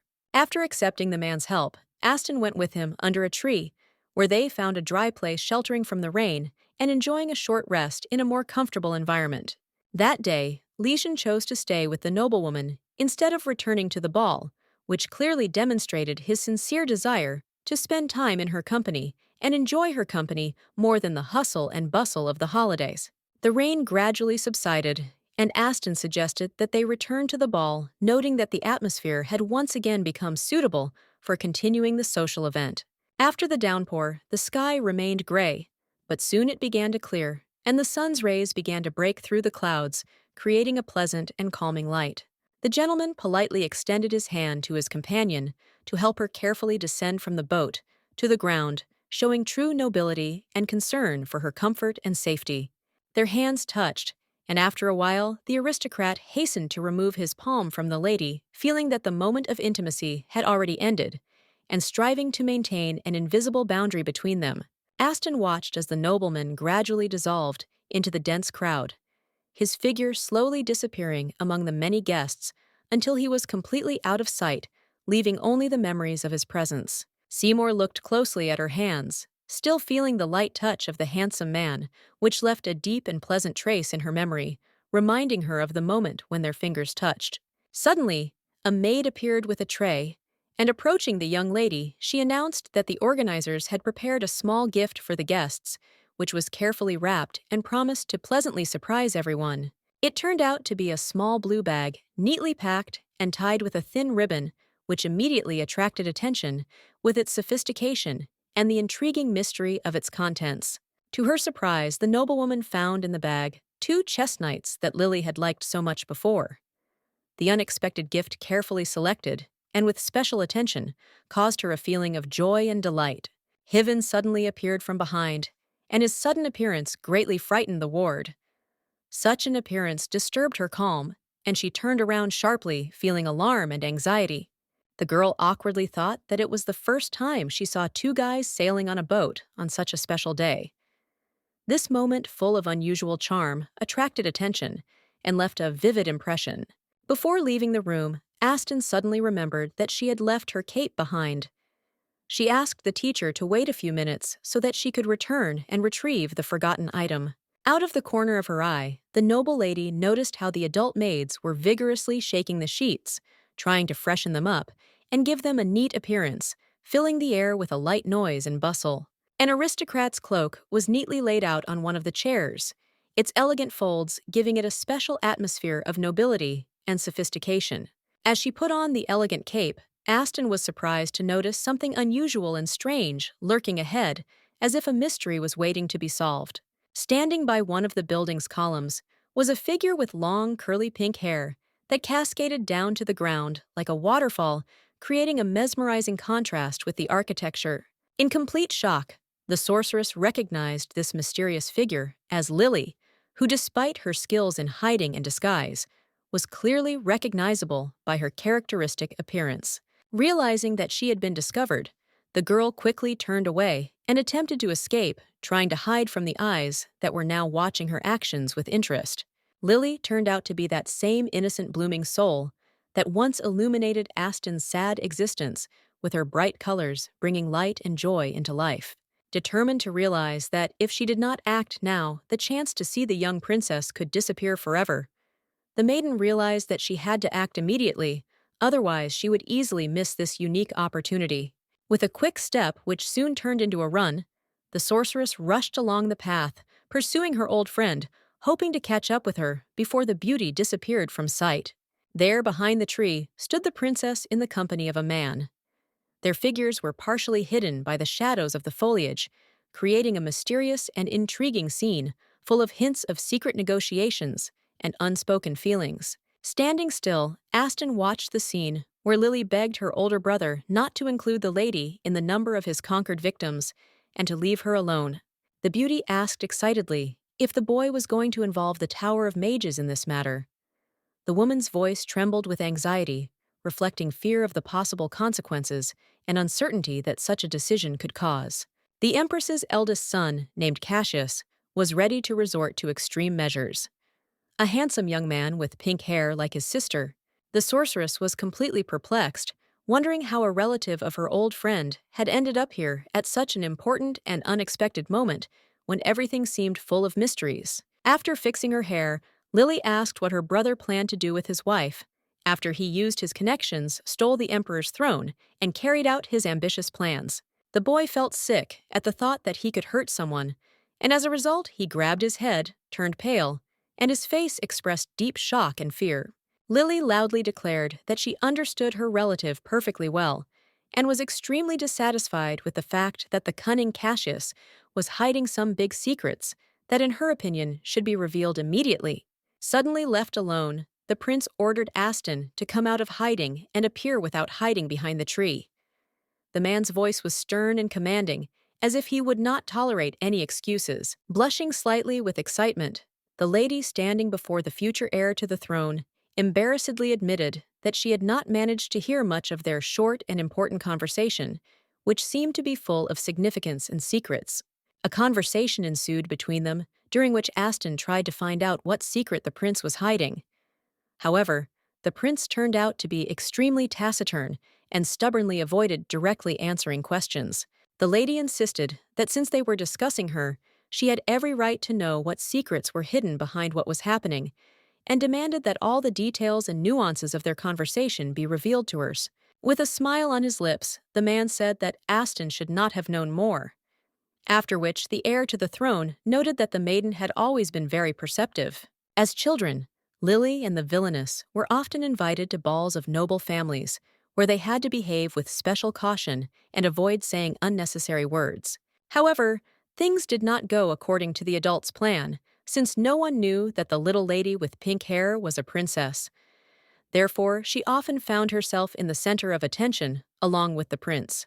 At this time, Aston comfortably settled in a corner, sat leaning against the wall, and was deeply immersed in reading her book, completely forgetting about everything around her. Despite the fact that the aristocrat often spent time alone, Cassius always showed sincere kindness and care to the baby, compensating her for the lack of communication. Being kinder than the maiden's own family, he often offered to spend time with Aston, inviting her to have a cup of tea or take a walk in the fresh air to lift her spirits. Concerned, the lady wondered what could have happened to Lily. The sorceress began to worry that it could be that her family had not accepted her, leaving her alone and forgotten. A struggle for the throne could also begin, and the blade could easily turn red if the conflict escalated and led to violence and bloodshed. Grabbing the nobleman by the hand, the lady insistently asked him to promise something important that could significantly affect their future and general well-being. Holding the prince by the sleeve of his shirt, the lady insistently asked him not to quarrel with Lily and to treat each other with respect like real family members. Aston looked down and allowed herself to be slightly impudent towards the royal person, realizing that in this situation, it might be acceptable and even necessary to achieve her goal. It turned out that everything was the other way around. The man actually cared about his sister. Finally, they arrived at the right place where their paths were supposed to diverge. At the final stop of their journey, a carefully prepared carriage awaited the lady, accompanied by a mysterious sorcerer ready to set off for the majestic Tower of Magic. Cassius wished the lady a good journey with a friendly and sincere warmth, hoping that the path would be easy and safe, and that every mile would bring only positive emotions. The sorcerer standing next to the transport noticed that Aston was slightly late and expressed his observation with a slight hint of concern as he waited for her to appear. There in the distance by the garden stood an aristocrat watching the transport. Carefully, his gaze focused on the approach of the people who were about to leave the imperial chambers. Heaven turned away, silently, carefully closed the carriage door, and let them set off on their way, without saying a word, immersed in his thoughts, and not distracted by what was happening. Looking at the reflection of the glass, the lady was sad as she was unable to say goodbye to her old friend, and this feeling of sadness was reflected in the noblewoman's expression. The tower stood majestically, radiating a magical aura that enveloped it in a mystical glow and attracted the attention of everyone who passed by, as if luring them into its magical world. The woman's hand holding the pen froze in mid-air as its owner checked the spells for correctness, scanning each line with particular attention. Sitting on the floor, surrounded by scattered papers and drafts, the lady felt deep happiness and satisfaction as she saw her efforts and hard work crowned with success. Jumping to her feet with joy, the girl enthusiastically shouted that she would finally be able to return to her home, where comfort and peace awaited her, and where she could enjoy the long-awaited feeling of home warmth. The noblewoman resolutely grabbed the bottle of poison that she needed to drink. Her face remained imperturbable and did not show the slightest sign of hesitation or fear despite the seriousness of the upcoming step. Closing her eyes, the lady realized that she was about to separate her soul from her body, striving to come as close as possible to the end of her life's journey. Her thoughts were deeply concentrated, and she prepared herself for this final step. The antidote was carefully placed in a prominent place, serving as a symbol of hope for salvation in case of unforeseen circumstances, as a sign that even in the most difficult situations, there is a possibility for salvation. Grabbing the bottle of poison in her hand, the girl standing in the seal circle plunged into deep thought, considering whether she should leave this strange world or stay with her friends. Having made the decision to leave, the aristocrat felt her consciousness rapidly sinking into the abyss, as if she were falling into a bottomless pit surrounded by darkness and the unknown. The glass cracked with a deafening roar, and sharp shards flew in different directions, filling the air with the sounds of destruction as if tearing the silence into pieces. Even without the villain, Lily had many loyal friends, a loving lover, and a supportive family, which created an atmosphere of warmth and care around her, despite all the difficulties. The darkness suddenly dissolved, giving way to the water element, and the lady found herself immersed in cold, icy depths, where the water gradually wrapped around her entire body, as if trying to pull her into the bottomless expanses. Aston lay on the floor, lifelessly sprawled and unconscious, her body motionless, as if bereft of all control and power, like a helpless puppet left without support or life. Having poked her head into the void, the girl did not immediately realize where she was. Her consciousness slowly returned to reality, trying to understand the space around her. Suddenly, the boy rushed to hug the witch enthusiastically, telling her that they had once known each other, as if trying to restore the lost connection and restore forgotten memories. It was Lucien Ortez, but in the younger guise of a teenager, who greeted his old friend with a sincere smile, happy to see her again after a long time. The boy grabbed his companion by the hands, asking with anxiety in his voice what was happening in the outside world. The tone of his voice was full of anxiety and impatience to learn about events. This place turned out to be a point of contact between the black and red conscious worlds, where reality intersected with the unconscious, creating a space filled with conflicting energies. Smiling, the boy muttered that it would be easier if Aston perceived what was happening as a dream, since it would ease the situation with the ambiguity and strangeness of the events, allowing her to perceive them with less stress and anxiety. The boy congratulated the noblewoman on becoming an elder, noting that she would now have the opportunity to recall all of her old dreams, which could reveal important truths. Smiling happily, Lycian added that he was especially pleased when his interlocutor addressed him by his nickname, as if this created a special connection and warmth of memories between them. Suddenly, the boy felt ill. His face was distorted with pain, and he began to cough, emitting a scarlet liquid. With each attack, weakness took hold of him more and more, as if strength was rapidly leaving his body. With hatred in his voice, the boy muttered that it had already learned that Aston was unconscious, and this knowledge only increased its rage. It could take advantage of the girl's vulnerability. Frowning in confusion, the sorceress asked what exactly Lycian meant. The woman's voice was full of confusion, as if she was trying to make sense of the mysterious words. With fear in her eyes, Seymour listened as they explained to her that if the creature caught her, then all her memories would disappear again, leaving her in a void of oblivion with no way to restore the past. Grabbing his companion by the hand, the little lord began to urge Aston on with excitement, insistently hurrying him. Every second was crucial, and delay could cost too much. Behind them, a huge red snake, with fangs as sharp as daggers, was chasing at a frightening speed. An ominous hissing sound was heard in the air, increasing the sense of impending danger. The aristocrat, screaming loudly, confessed in despair that he himself did not know what this terrible monster was. He was trembling all over with fear and helplessness before this terrible unknown threat. Suddenly, without thinking, they jumped into the shining portal, hoping that it would take them away from the approaching threat, leaving behind the creepy snake and the darkness that seemed to consume everything around them. They found themselves in a familiar room where Aston and Lily once lived together. Everything around looked exactly the same as before. Cozy objects, a light smell of flowers bringing back memories of old times. The lady cried out in despair that she needed to return back to the real world. The realization of having to leave this world and return to reality became an unbearable burden. Surprised, the boy asked where exactly Aston wanted to return to which she replied that she wanted to return to her true home, as she was a time traveler who ended up there as a result of unforeseen circumstances. Lysian thoughtfully replied that she would definitely succeed because this house and everything in it were created especially for her and belonged only to her as part of her own world. The girl nodded in agreement, deciding to first move to another place and then think over all the circumstances in order to better understand the situation and make an informed decision. A plant like an ancient drain rose from the grass cover as if it had grown from the earth itself, its green leaves pushing through the green carpet, creating a contrast. Together, they found themselves in a star garden that was filled with flowers and shrubs blooming in sparkling hues, as if enveloped in heavenly lights, creating an atmosphere of magic and enchanting light. The sorceress, with exquisite grace and calm, took the outstretched hand, allowing the boy to lead.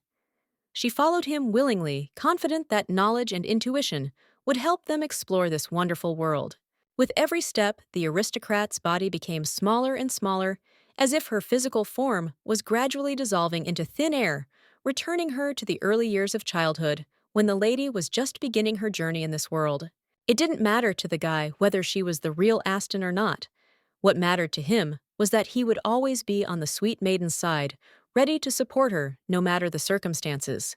When they reached the same height, Aston stopped and, looking at the boy, asked if he would continue to do this, if the noblewoman herself could not trust him. Lysian didn't mind being the only one who had complete faith in the sorceress. For him, it was not just a matter of honor, but also an expression of deep devotion. The world began to distort and swim before my eyes, as if the boundaries of reality were blurring and losing clarity, creating the impression that everything around had become unreliable and unstable. An impressive white tower with blue accents appeared before the children. Its majestic appearance was mesmerizing and attracted attention like a magical fortress from some fairy tale. The maiden looked at her former home with surprise lost in memories. She did not notice how Lysian grew up and became an adult again. With her head down, the girl tried to comprehend how it was possible to experience events simultaneously in her own mind and in the mind of the guy. Her thoughts rushed between reality and a strange paradox. The aristocrat was suddenly seized by a fit of coughing, which overtook him with such unexpected force that his chest tightened and his face was distorted by painful tension. The white gloves were stained with bright red spots, contrasting with their cleanliness and making them look as if they had been soiled by something important and unplanned. Grabbing the man's arm, Aston urged him to stop and wait. She wanted to take a break to sort out the situation and calm down a bit before continuing on their way, trying to collect her thoughts. Sparks of magic began to appear in the hand, flickering like precious lights, which softly glowed and sparkled like magic sparks, revealing an amazing and incredible power. With her arms outstretched, the little girl stood as if on the edge of an abyss, and without softening her expression, firmly declared that she would not go anywhere until Lysian told her every last detail. Dropping to one knee, the boy admitted that he was nothing more than a memory that had been lost in the shadows of time and left only an ephemeral trace in reality. The evil serpent was not just a monster, but a curse placed on the little girl, causing her to frequently lose her memory and recollections. This sinister spirit, like a shadow of the past, haunted her, and each of its appearances aggravated her suffering. The nobleman briefly explained that all he could tell was that he and the monster had fought long and hard, and that was the extent of his knowledge of what had happened. Standing next to the knight, Aston, full of curiosity, resolutely asked what prompted him to protect her so loyally and resolutely, and waited for his answer to understand the depth of his motivation. Embarrassed, but with genuine emotion, the man admitted that in reality, he had sworn to protect his beloved at any cost, despite all the difficulties and dangers that might arise before him. The unbreakable oath sworn in the old ritual required the knight to hold the sword for one man only, and he was bound to keep that oath and allegiance throughout his life. However, the little girl could not understand why Lysian chose her to protect, and this question tormented her thoughts, leaving many unsolved mysteries. In the mansion, the lady had to find lost memories, hidden deep inside her mind, hidden from sight and time. Memories like lost treasures were waiting for their time to become visible again. Placing his hand to his chin, the knight admitted that he did not know the real reason why he had chosen to protect the petite lady. Only the Lycian of reality could reveal that secret. Several steps have been taken, and only after Aston finds the lost memories will she be able to return back to where she came from. The ground began to crack and break under the young men's feet, as if warning them of impending danger. An abyss of the unknown opened up before them, threatening to swallow everything around them and awakening a feeling of anxious anticipation. Reaching out her hand, the girl desperately screamed the name of the knight they had just spoken to, hoping that her scream would reach him and bring back the feeling of safety she was so looking for in this anxious moment. With a slight smile on his face, the guy said goodbye to the lady, promising that they would definitely meet again, and this moment would only be a temporary separation until the next meeting. Aston woke up on the cold floor, tears still running down her cheeks, a male figure towering over her, watching the aristocrat like a shadow. Before her stood the beautiful Lycian, his eyes full of tears quietly flowing down his cheeks as he leaned over his sleeping lover, silently sharing her pain and suffering. The man quietly, with barely noticeable sadness in his voice, asked how long she had carried this desire in her heart, to throw off the burden of the life of an aristocrat and go into the unknown world of the dead. Lying next to his lady on the cold surface of the portal's magical seal, the nobleman whispered pleadingly, asking her not to leave him, not to disappear forever into the mysterious abyss of another world. The boy suddenly lost consciousness from exhaustion. His body sank lifelessly to the ground. Aston looked at him with pain in her heart, and she felt sincerely sorry for this poor aristocrat who was ready to give everything for her. When the woman's hand touched the man's face, she felt that Lysian was completely hot and red, as if his skin was burning with an internal fire, betraying the passionate and stormy state he was in. Suddenly, the door swung open with a loud screeching sound, and Hyven appeared in the doorway, surrounded by an ominous dark aura, as if his presence filled the space with darkness and cold.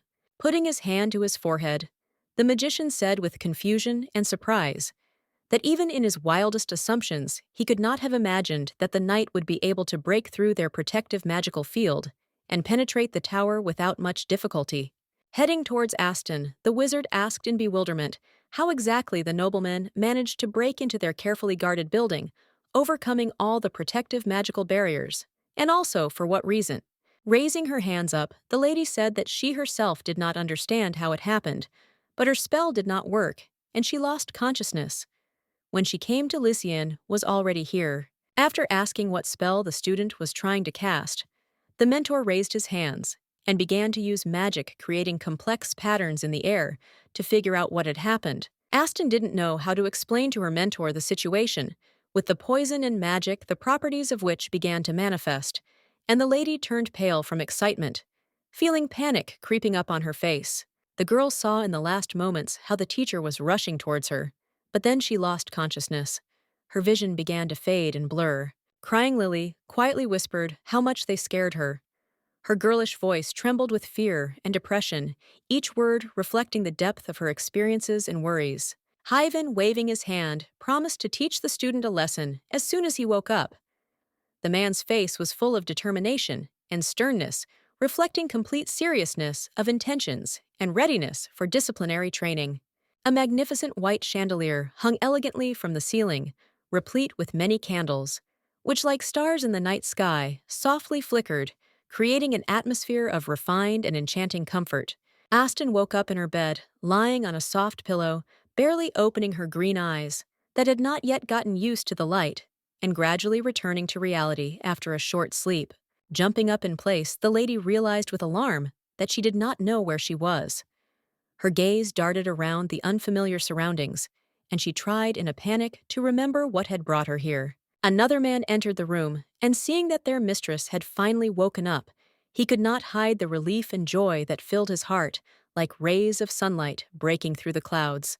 The lady with blonde hair politely looked at the young mistress sitting in bed and asked with care and tenderness about her health. It was the owner of the infirmary, known as Sorda. The woman, worried and anxious, suggested that the girl might try to commit suicide. Rolling up his sleeves, Aston the doctor carefully touched his finger to the skin, explaining that recently, the recruits often experimented with their bodies. But this was the first time such an experiment almost led to death. The beauty, feeling the stern and demanding gaze of the madam, embarrassedly, and with the deepest respect, apologized for her awkward laughter, which sounded inappropriate in such a serious situation. The doctor smiled and said that it was time for her to go. But there was one visitor who was persistent in his efforts to meet the patient, disregarding the established procedure. Covering her mouth with her hand, the woman added that despite her inner resistance, she could not disobey a member of the imperial family. It was full of regret and inner struggle, reflecting the severity of the choice she had to make. Thus, the girl was left alone, sitting on the bed in complete silence, immersed in thought, and waiting for the long-awaited rich guest to finally appear before her. Turning around, the maiden suddenly noticed a white, delicate, and fragile flower in the vase, which with its lonely presence added a special note of sophistication and coziness to this quiet corner. Turning around, the maiden suddenly noticed in the vase a solitary anemone plant with delicate petals white as snow, which seemed especially touching in their exquisite simplicity.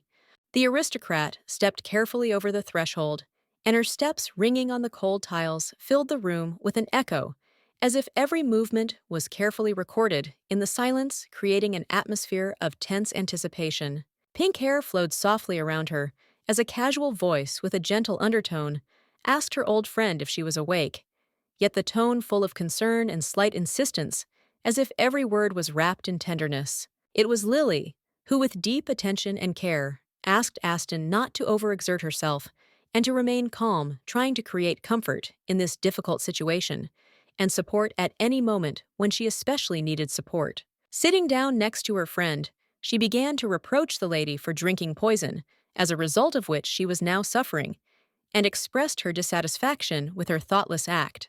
The princess quickly realized that Aston was simply eager to return to her homeworld, where she could find long-awaited peace away from all current worries. Their hands touched softly and intertwined, creating a feeling of tender connection and deep mutual support, as if their hearts began to exchange warmth that penetrated into the very soul and warmed every particle of their beings. Touching her forehead to her friend's palms, the aristocrat quietly said that Aston's behavior was extremely reckless, which led to such unpleasant consequences. The words were filled with deep sadness and regret. The princess could not hold back her tears. When immersed in dark thoughts, she realized that the girl could really die. A deep feeling of sadness and horror in the face of such a tragic outcome filled the maiden's heart. The early heir to the throne explained that she kept her distance to avoid unnecessary trouble, but no one could have predicted that the situation would turn out so tragically. The shocked aristocrat looked with horror and disbelief at her old friend, who was trembling with fear for her life, and worried that she might lose Aston. While Lily was consumed with anger, the noblewoman admitted that she seemed to have found a way to return the lost memories that seemed to be irretrievably lost. With a smile and a blush on her cheeks, the lady added that she would definitely correct all the mistakes and try again, striving to do everything possible to achieve better results. Lily tearfully agreed, but begged the lady not to cause herself further injury in the process of correcting her mistakes, taking care of her own well-being. Touching her old acquaintance, the lady quietly asked if the princess was hiding something important, persistently trying to reveal the truth behind the apparent kindness and calm.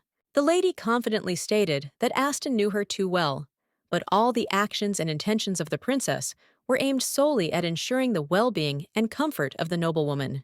In the future, Lily will have to pretend that she did not know her best friend, because while the aristocrat remained at court, her connection with the heir to the throne remained carefully hidden. As the maiden opened her mouth in a desperate attempt to speak her thoughts, the thorns piercing her throat blocked her speech, placing a curse on her that made it impossible for her to utter even the quietest sound. Lily found herself in a terrible situation, becoming a victim of thorns that not only pierced the woman's body, but also trapped the woman in a dense cage of wild thickets, depriving her of the opportunity to escape and condemning her to endless torment.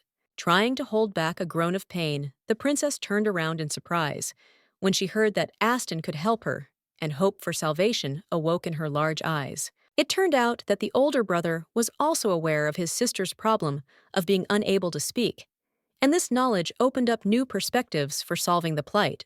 Placing her hand on her chest, Aston felt hurt, realizing that her friend was unwilling to reveal her secrets and did not trust her enough to share important information. After he knocked on the door, Haven cautiously entered the room, politely asking for permission to enter. The male voice was full of respect and expectation of approval. The girls simultaneously turned their heads towards the unexpected noise coming from the opening door, their gazes frozen in anticipation of what would happen next. When Aston's girlfriend and his mentor started arguing, it seemed strange because, according to the predictions, the man was supposed to fall in love with Lily and not get into a conflict, which made the situation even more confusing.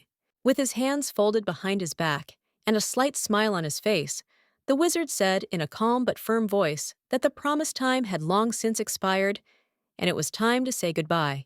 As a farewell, the princess tenderly, and with warmth in her eyes, kissed the tip of Aston's nose, leaving behind a barely perceptible scent, like a quiet promise that they would meet again. In the graceful female hand was placed a small note hidden between the slender fingers.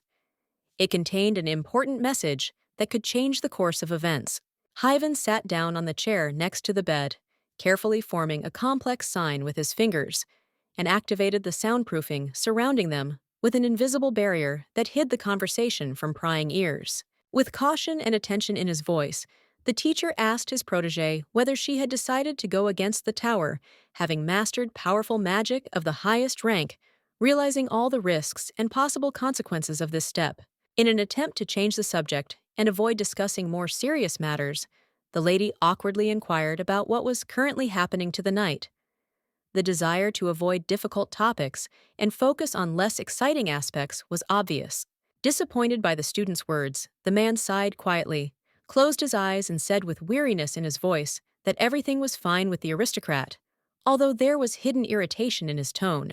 Aston stood frozen in shock when she learned that the man had drunk some of the poison with his own mouth, not believing her own ears, and unable to comprehend the scale of what had happened. After this, Hyven hastened to reassure everyone, noting that Lady Sorda had also examined the guards and made sure that he was feeling well, thereby dispelling any possible fears. The hands were intertwined, and it was obvious that Aston was looking for a way to get home, eager to find a solution, and hoping for a quick return to her normal life. Suddenly, the magician asked if the student had tried to return to another world, which shocked the lady, who certainly did not expect such a question.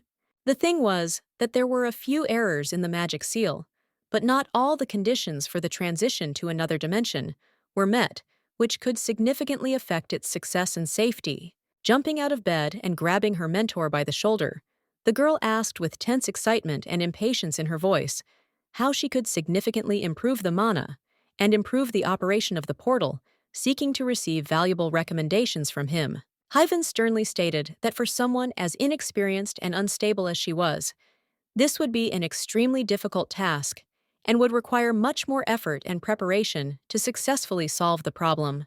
Nostalgia for a place that has been forgotten is a dangerous thing, like a flame that burns a book, leaving only the smoldering embers of memories and regrets. The teacher couldn't stop thinking about the danger that could befall Aston. His cold mind was filled with anxiety, and he couldn't take his eyes off the possible threats that lay in wait for her. Tears slowly and inexorably flowed onto the fabric, leaving wet marks that soaked into the fibers, as if absorbing the full depth of grief and inner fear. Unable to bear the pressure, Aston began to sob, tears streaming down her face, as the lady, holding on to her last hopes, only dreamed of returning back home, leaving all her suffering behind. To at least slightly encourage his charge, the man gently touched his finger to her forehead, trying to attract her attention and restore her sense of calm and confidence. He even asked the girl to trust him and allow herself to be helped, offering his support in a difficult time to ease the suffering and restore lost hopes. The sorcerer added that it would have been good if he had known about his ward's past from the beginning, as it could have helped him to understand better and provide more appropriate assistance. The palm tightly grasping the sheet squeezed it so hard, as if seeking comfort and warmth, in this thin, almost transparent material, which became a symbol of hope and comfort at this moment. The aristocrat decided to finally reveal the truth that she herself had ended up in the world of the book she had recently read. The little girl was ready to share her amazing experiences and unusual experiences. With a smile on his face, Hyven confirmed that he had no reason to doubt his student or the woman's words, completely trusting her sincerity and honesty. Clutching her head, Aston frankly admitted her fear that her true home was merely imaginary and not the real place she considered hers. Looking down to the side, the man said that highly developed magic was also, in essence, considered nothing more than a fiction. But what the lady said was true. A beaming smile of happiness appeared on the beauty's face when she realized how precious and joyful true friendship was, filling her heart with warmth and light. Approaching the girl, the mentor suggested discussing something else distracting from the current topic and creating a more relaxed atmosphere for conversation. In the wizard's hand was an exquisite flower of snow-white hue, its petals shimmering with a subtle shine, as if personifying the purity and magic inherent in the magician himself. The flower was tenderly placed into the hands of the noblewoman with the help of magic, which at the same time gave this moment a special sophistication and grandeur, emphasizing status and sophistication. The fingers, with a light and trembling movement, touched the petals, as if trying to feel their fine texture and the magical aura contained in each of them. Soon the plant darkened under the influence of the magic of time, and instead of an innocent white hue, it acquired a deep, mysterious color, reflecting the changes and hidden forces that altered its essence. Aston confirmed that she clearly noticed a distinct difference between the two manas, feeling every feature and distinction between them. The differences were so pronounced that they gave each its own unique nature and character. The room they were in was taken as an example, and the main question was whether the room would remain the same in a month or would undergo changes.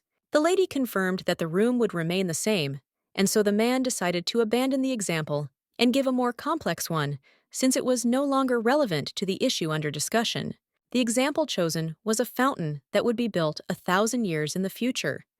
It was expected that by then, the two spaces, including the room, would be significantly different from each other. Holding a delicate flower in his hand, the magician explained with deep wisdom the difference between space and time, as well as their relationship to magical processes, revealing the secrets that connect these fundamental aspects of reality.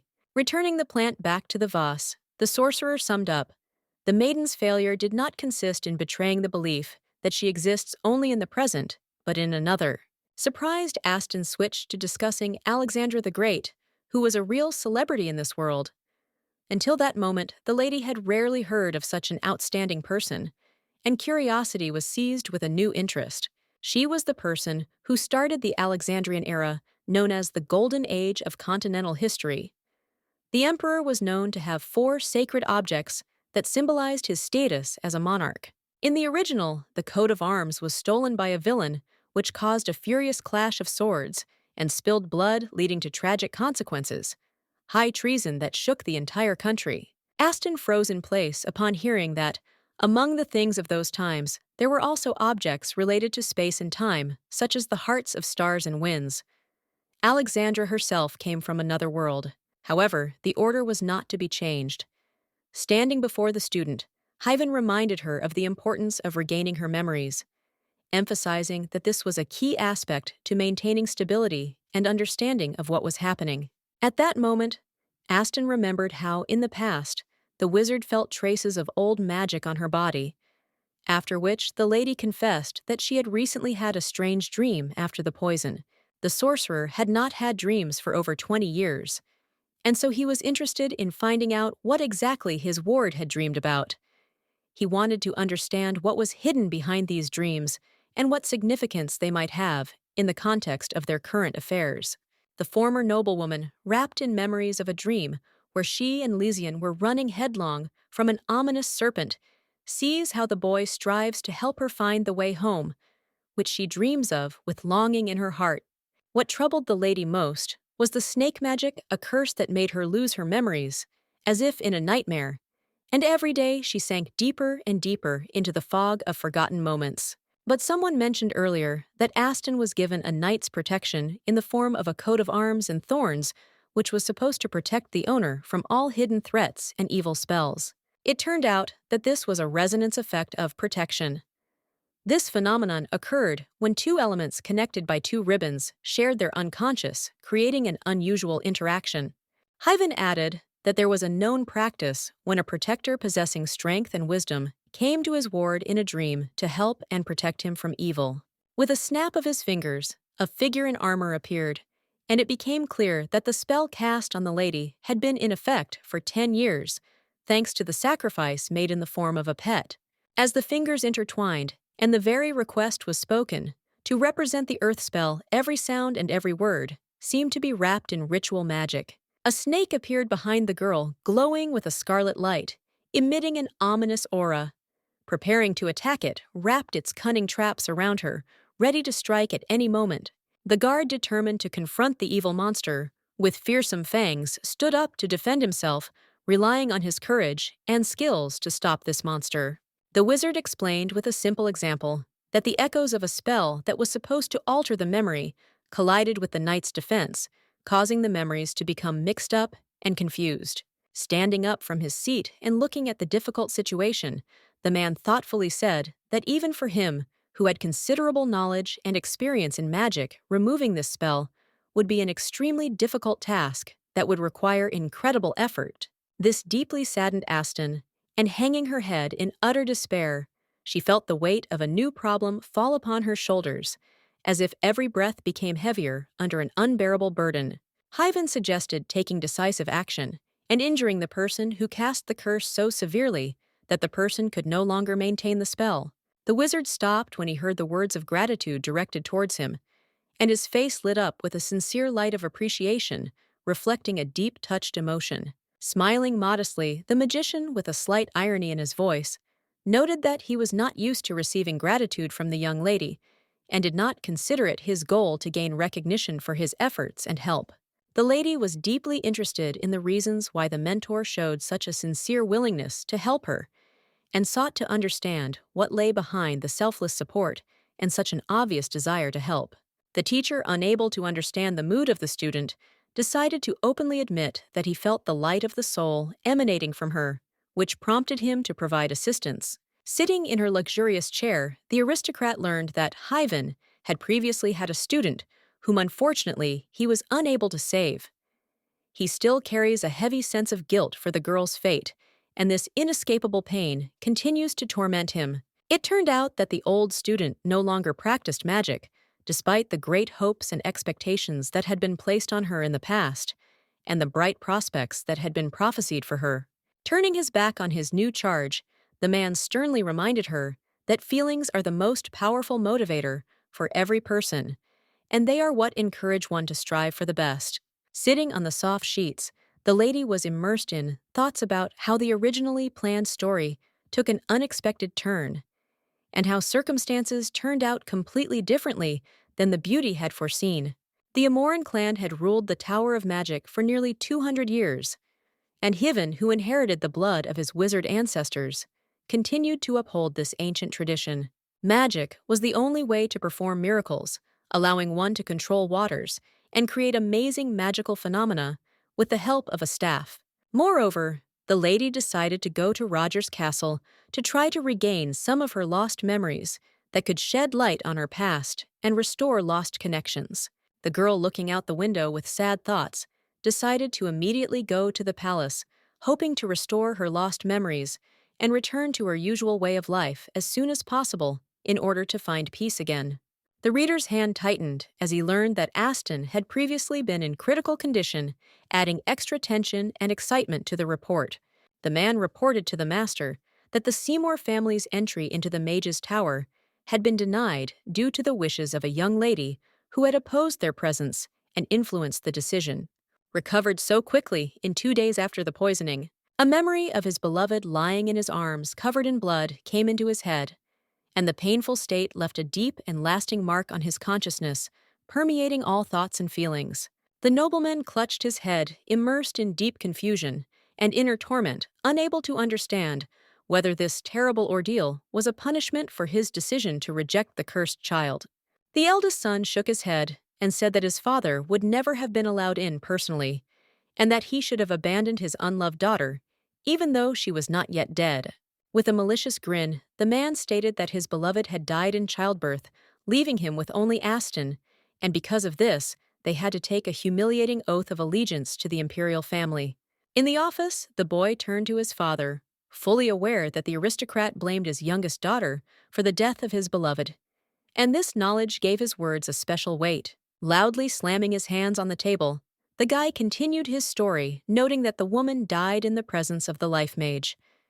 This circumstance seemed incredibly strange and inexplicable, leaving many questions unanswered. At these words, the father shook his head, and sighing, said that he would like to let go of the memories of his beloved and forget about the past in order to free himself from heavy emotions and regrets. The boy couldn't understand the reason for his parents' behavior, wondering if it was because Aston had received a title that changed her status, or because the baby had almost died from poison. The son was interested in how his father's attitude towards him and Adrian had changed, especially considering that he had shown no signs of change in his strict behavior. The Alexandra Castle, amazed with its grandiose dimensions and exquisite splendor, representing a majestic structure that seemed to materialize from ancient myths and legends, captivating everyone with its grandeur. In a spacious office surrounded by attentive subjects, sat a man at a large table immersed in serious discussions and important issues that required his full attention and concentration. The elder brother, with a slight ironic smile on his face, discovered that his sister princess's husband intended to dissolve their marriage, which was unexpected and unpleasant news for him. Lycian confirmed his previously stated words, confirming their truth and immutability, which allowed him to strengthen his position and emphasize the seriousness of his intentions. The heir, listening to the words and actions, noted that it was not for nothing that the knight was called the Spear of the Empire, since his actions and steadfastness confirmed this well-deserved reputation. Placing his hand on the shoulder of another nobleman, Cassius said that in that case, he would have to pay a considerable sum, indicating the need for fair compensation. Turning away and frowning slightly, the man asked Lycian if he knew why this room they were currently in was called the Sunset Room, as if the name hid a special story. It turned out that the room was located on the western side, which symbolized the need for humility, since it meant that the sun would sooner or later set below the horizon. Approaching the glass, the future ruler said that where the sun set, something new was born, which sounded poetic and symbolized the beginning of a new stage full of possibilities and changes. Lycian, standing behind, affectionately called the heir to the throne the ideal son, emphasizing his exceptional importance and the brightness that he brings to the future reign like a bright and motionless radiance. Smiling slyly, the man asked the princess to give him the symbol of the monarch of the opposition faction. He promised that in exchange for this, he would break off the engagement, which made the offer especially weighty and difficult. The nobleman accepted the emperor's conditions and was ready to do everything possible to find a symbol that embodied power and could satisfy the demands of such a difficult task. The river meandered through the dense forest, its waters shimmering in the sun, reflecting the green hues of the foliage. Tall trees created warm shade, and a gentle breeze stirred the leaves, filling the air with a soft rustle. The aristocrat walked slowly along the path of the backyard, deciding to listen a little to the conversation of his acquaintances and enjoy the walk in the fresh air, allowing himself to relax and take a break from the hustle and bustle. The princess was already waiting for him there, in one of her most luxurious dresses, but her face showed clear displeasure at meeting her own fiancé, as if the dress could not hide her inner disappointment. Now they walked along the path together, enjoying the tranquility of nature, and talking, trying to forget about their recent disagreements. It came as a complete surprise to the beautiful Lily to learn that Lycian had come here with the intention of breaking off his engagement to her, despite the fact that he had long been engaged to her friend Aston, which added to the drama.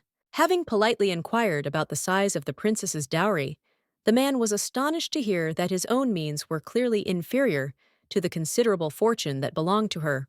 The beauty confessed, hugging herself by the shoulders, that the desire to protect Aston was stronger than the desire to protect her brother. The revelation was full of depth and sincerity. Lycian decided to trust his companion, despite the doubts that still remained in his soul, and continued to walk forward along the road, striving for the unknown. In the world, One could not trust anyone but oneself. Lily froze in shock as the man uttered a comparison that had often been used in her childhood, and the unexpected reminder made her fragile heart beat faster. With a sweet smile, the beauty drew a subtle line of comparison between them and Connie Laura, mentioning their common features and characteristics, which immediately became obvious and understandable. By making a move with the Black Knight, the maiden admitted that it would be much easier to save Lore if she made a move with the knight herself, thus emphasizing the strategic importance of this move. The maiden's eyes widened in surprise when she heard that there was only one cage in front of the count, and this simple fact caused her no small surprise. The princess was in complete shock when she learned that this knowledge belonged only to her and Aston and no one else, which led the little girl into a state of deep confusion. The prince coughed and hinted that he had spent a lot of time with the aristocrat in the last few days, discussing important matters and organizing social events. The noblewoman asked Lysian to be especially attentive and kind to the sweet Aston, showing her all his attention and care, so that she felt loved and protected. The man replied that this had long been part of his duties, and he always tried to show due attention and care, to provide the lady with all the necessary conditions for comfort and safety. Standing in her home, Aston was truly grateful that she was finally able to completely rid herself of the effects of the poison she had taken, and could now feel relief and recovery. The girl began to carefully unfold the note with her fingers full of curiosity and excitement, trying to find out what was written inside and what she could learn from this letter. Reading the text with her eyes, the maiden learned that the 25th day of the primrose month prescribed moving 12 cells forward from the griffin and 3 cells behind the white knight. Covering her face with her hand, the lady quickly realized that the note contained important information: directions to the meeting place, and the exact time appointed by the princess. Soon, another letter appeared on the floor, enclosed in a purple envelope with a red seal, which immediately attracted attention with its unusual design and mysterious contents. Aston was surprised when she unfolded the paper, as she had no official dealings with the imperial family up until that point, and the former noblewoman did not expect to receive such a letter. Summer had arrived, and the season had arrived, when all the candidates for the title of Crown Princess, along with their parents, were invited to the emperor's magnificent palace to appear before high society and demonstrate their virtues. In addition, a special observer was appointed at the ball among the girls, whose task was to monitor what was happening and carefully integrate into the society of ladies in order to maintain order and ensure compliance with all norms. If the observer manages to successfully complete the ball without revealing his true role, the imperial family will grant him the right to make any wish and will bestow upon him an honorary title in recognition of his loyalty and skill.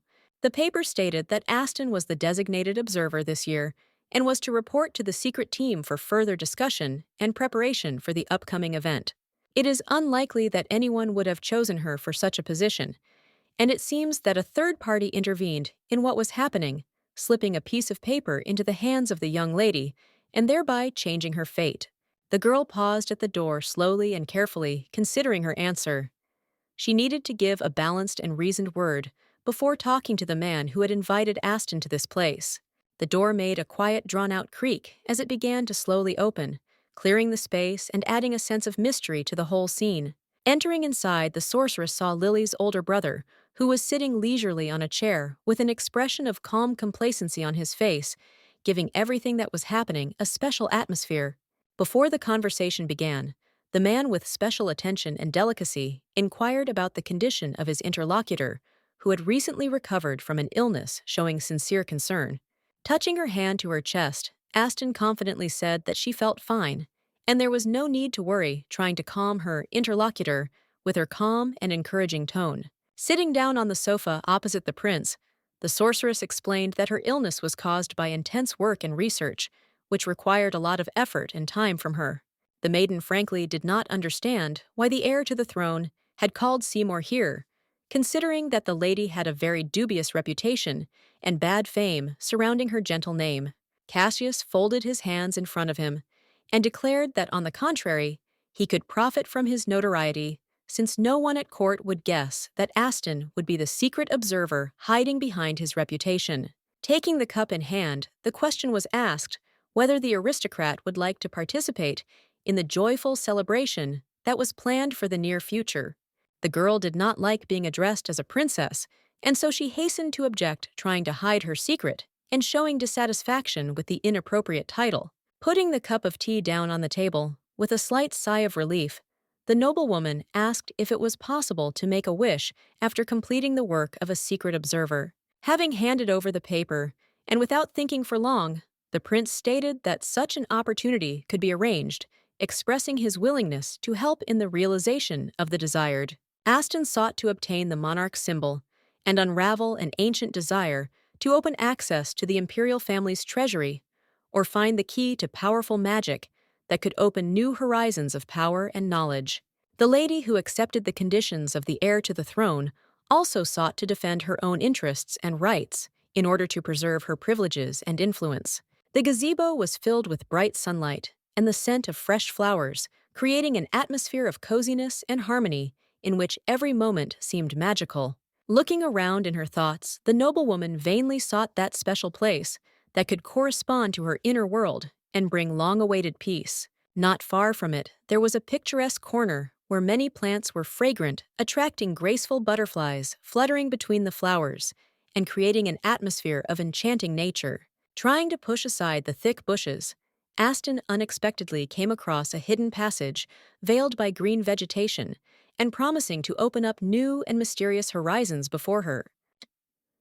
There, inside Lily, was already waiting for her, dressed in a snow-white dress, like a dazzling vision, that contrasted with the dark depths of the passage, creating the impression of a mysterious, almost mystical meeting.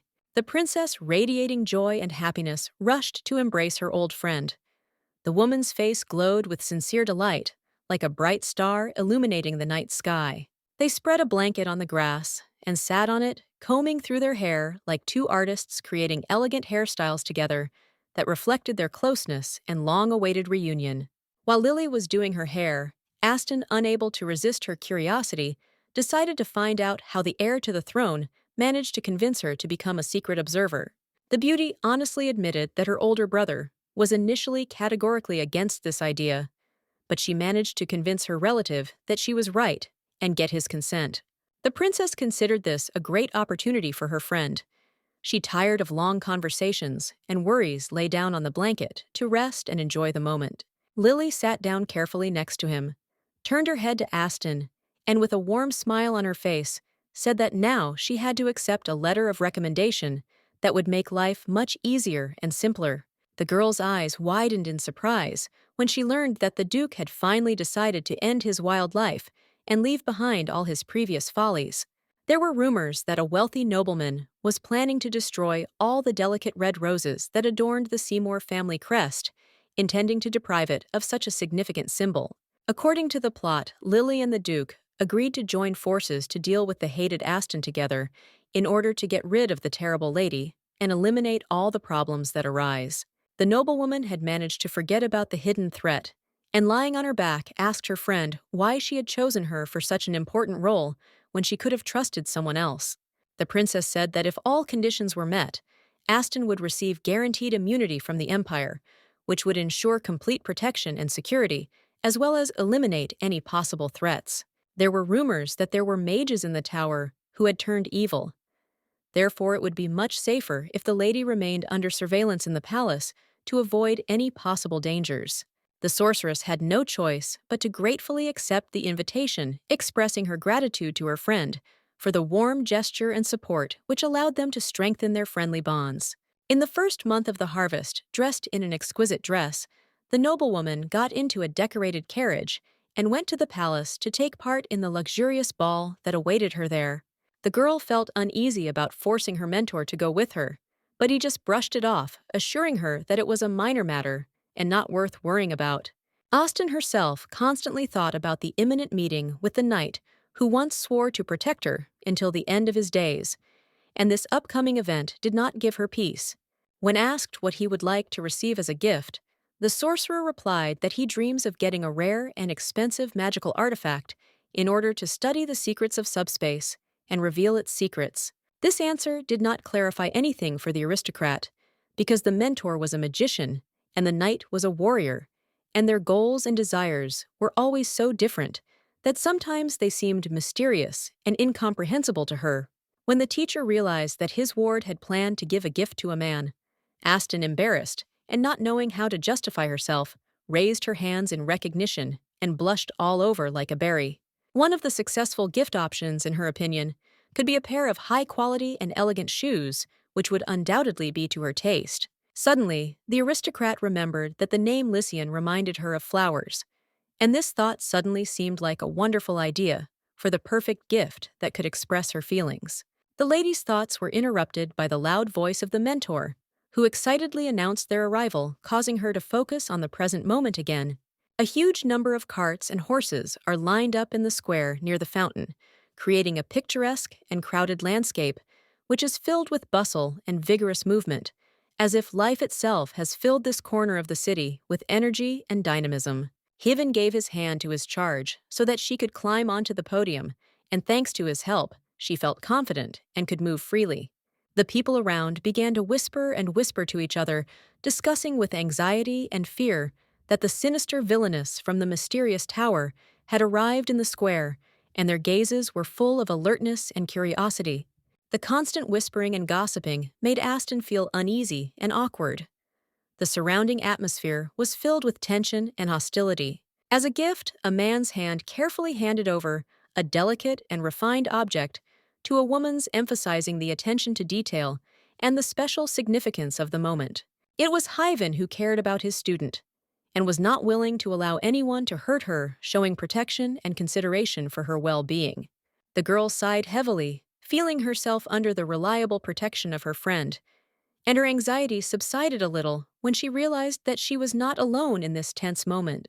The two of them confidently walked forward, overcoming all obstacles and ignoring the anxious glances of those around them. Their steps were full of determination and resolution, as if they could cope with any difficulty. The symbols of the monarchy were 4 relics each, of which represented important aspects of royal power and tradition, giving special significance and respect to the historical legacy of the ruling dynasty. Of all the relics, Aston knew the location of only the star heart and wind that the mentor had mentioned earlier, and this knowledge was the only guide in this complex and mysterious world. Knowing from Jadis how tough the summer season can be, the man offered his help to his ward, trying to ease the burden and support her during difficult times. The sorcerer modestly admitted that he had personally known the Empress, doing so with a hint of humility, as if he did not want his connections with high circles to overshadow his true intentions. The lady refused the teacher's help, stating that she had already received enough recognition for improving the mage tower and could cope quite well without servants confident in her own strength and determination. Having made sure that his charge was completely fine and everything was under control, Hyven decided that the time had come when he could calmly leave the baby and go about his business without worrying about her safety. The maid, with courtesy and care, escorted the young mistress to her new quarters, ensuring a comfortable and pleasant journey so that she could settle in and feel at ease in her new surroundings. In the palace, the women were placed in the chambers next to the Empress, while the men were placed on the left in the same rooms where the Emperor lived, which ensured a harmonious distribution among the different parts of the palace. Aston was given a room on the second floor, located on the Empress's side, which allowed her to be closer to the center of important palace life and provided easy access to key parts of the building. Inside the room was a balcony overlooking the picturesque surroundings and many doors decorated with exquisite butterfly designs, giving the interior a light and sophisticated feel. Suddenly, the lady's solitude was disturbed by the appearance of another person who, interrupting her peace, attracted attention and made a change in her peaceful stays. It was Renata, the Marquis's daughter, dressed in the elegant attire of a neutral faction. The lady had been placed in the next room so that she could be nearby without disturbing the general order and comfort. The fingers of her hands were intertwined in a gesture of confusion, revealing inner anxiety and uncertainty. It was obvious how the maiden was trying to hide her emotions. The lady was genuinely pleased that she was treated with respect and reverence as a magician, which gave her confidence and a sense of importance in this new environment. In the privacy of her cloak, Aston quietly but decisively voiced one important condition that turned out to be key to her continued stay in the palace, determining her entire fate and future in this place. The crown prince was willing to listen to the young lady's whims, showing patience and attention to her demands, in order to satisfy her wishes and ensure a comfortable stay. Aston humbly asked to be treated as a future candidate for the role of Lord of the Tower during her stay at the palace, rather than as a lady of the Seymour family, so that she could focus on her duties. Without much thought, Lily's older brother agreed to the proposal, and they made a deal defining the terms of cooperation and mutual obligations, which allowed them to move forward effectively. Renata had heard a lot about the young lady from a mutual friend, but she wanted to meet her in person to better understand her and form her own opinion. With a smile, Aston said that she was glad to meet during the joyful summer and expressed her gratitude for the responsiveness of her interlocutor, emphasizing how pleasant it was for her to communicate and find a common language. This time, the aristocrat presented herself differently as a future candidate for the role of ruler of the tower, emphasizing her ambitions and goals that she set for herself in this new status. Renata, taken aback by the unexpected turn of events, opened her mouth wide, not believing what she had just heard, and her face reflected deep shock at the sudden statement of the noblewoman. Renata happily congratulated the lady across from her on her amazing gifts and outstanding magical abilities, expressing sincere admiration and support that gave her confidence. In the original, the lady with red hair sitting opposite was an honest person not prone to ambiguity, which gave the words sincerity and directness. Seymour politely asked about the neutral party's rules, which she knew nothing about, showing interest and a desire to better understand them in order to interact more effectively in this context. The lady quietly muttered that since the lady had gotten rid of the shackles of roses, there was no longer any point in inviting Aston to the banquet, thereby expressing new emotions on her face. Glowing with happiness, the purple-eyed beauty invited her new friend to go together. Her offer was sincere and full of joy, which made the meeting even more pleasant. Having accepted the warm invitation, the two girls walked with anticipation and trepidation towards the large and majestic door, behind which a significant meeting filled with important events awaited them. The doors swung open with a dull, loud creak, and the girls approached them with excitement and anticipation, and entered ready to meet other noble ladies from wealthy families. They were deeply surprised by the unexpected arrival of Lady Seymour, about whom the most disappointing rumors were circulating, for such a presence gave the situation a special intrigue and tension. With politeness and grace, Renata introduced herself as the Marquise's daughter, while Aston, with genuine grace, introduced herself as the sorceress from the mysterious tower. Rumors of Lady Seymour's presence immediately began to circulate quickly, shrouding her in an air of mystery and fueling the fire of numerous intrigues, adding mystery and tension to her every move. Suddenly, one hand pushed the other gloved one aside sharply, and the lady was admonished to watch her tongue and avoid undesirable words. Anais Jutia approached smiling sweetly and adjusted her short lilac hair, which fell easily on her shoulders. In her exquisite dress, she looked incredibly beautiful and graceful.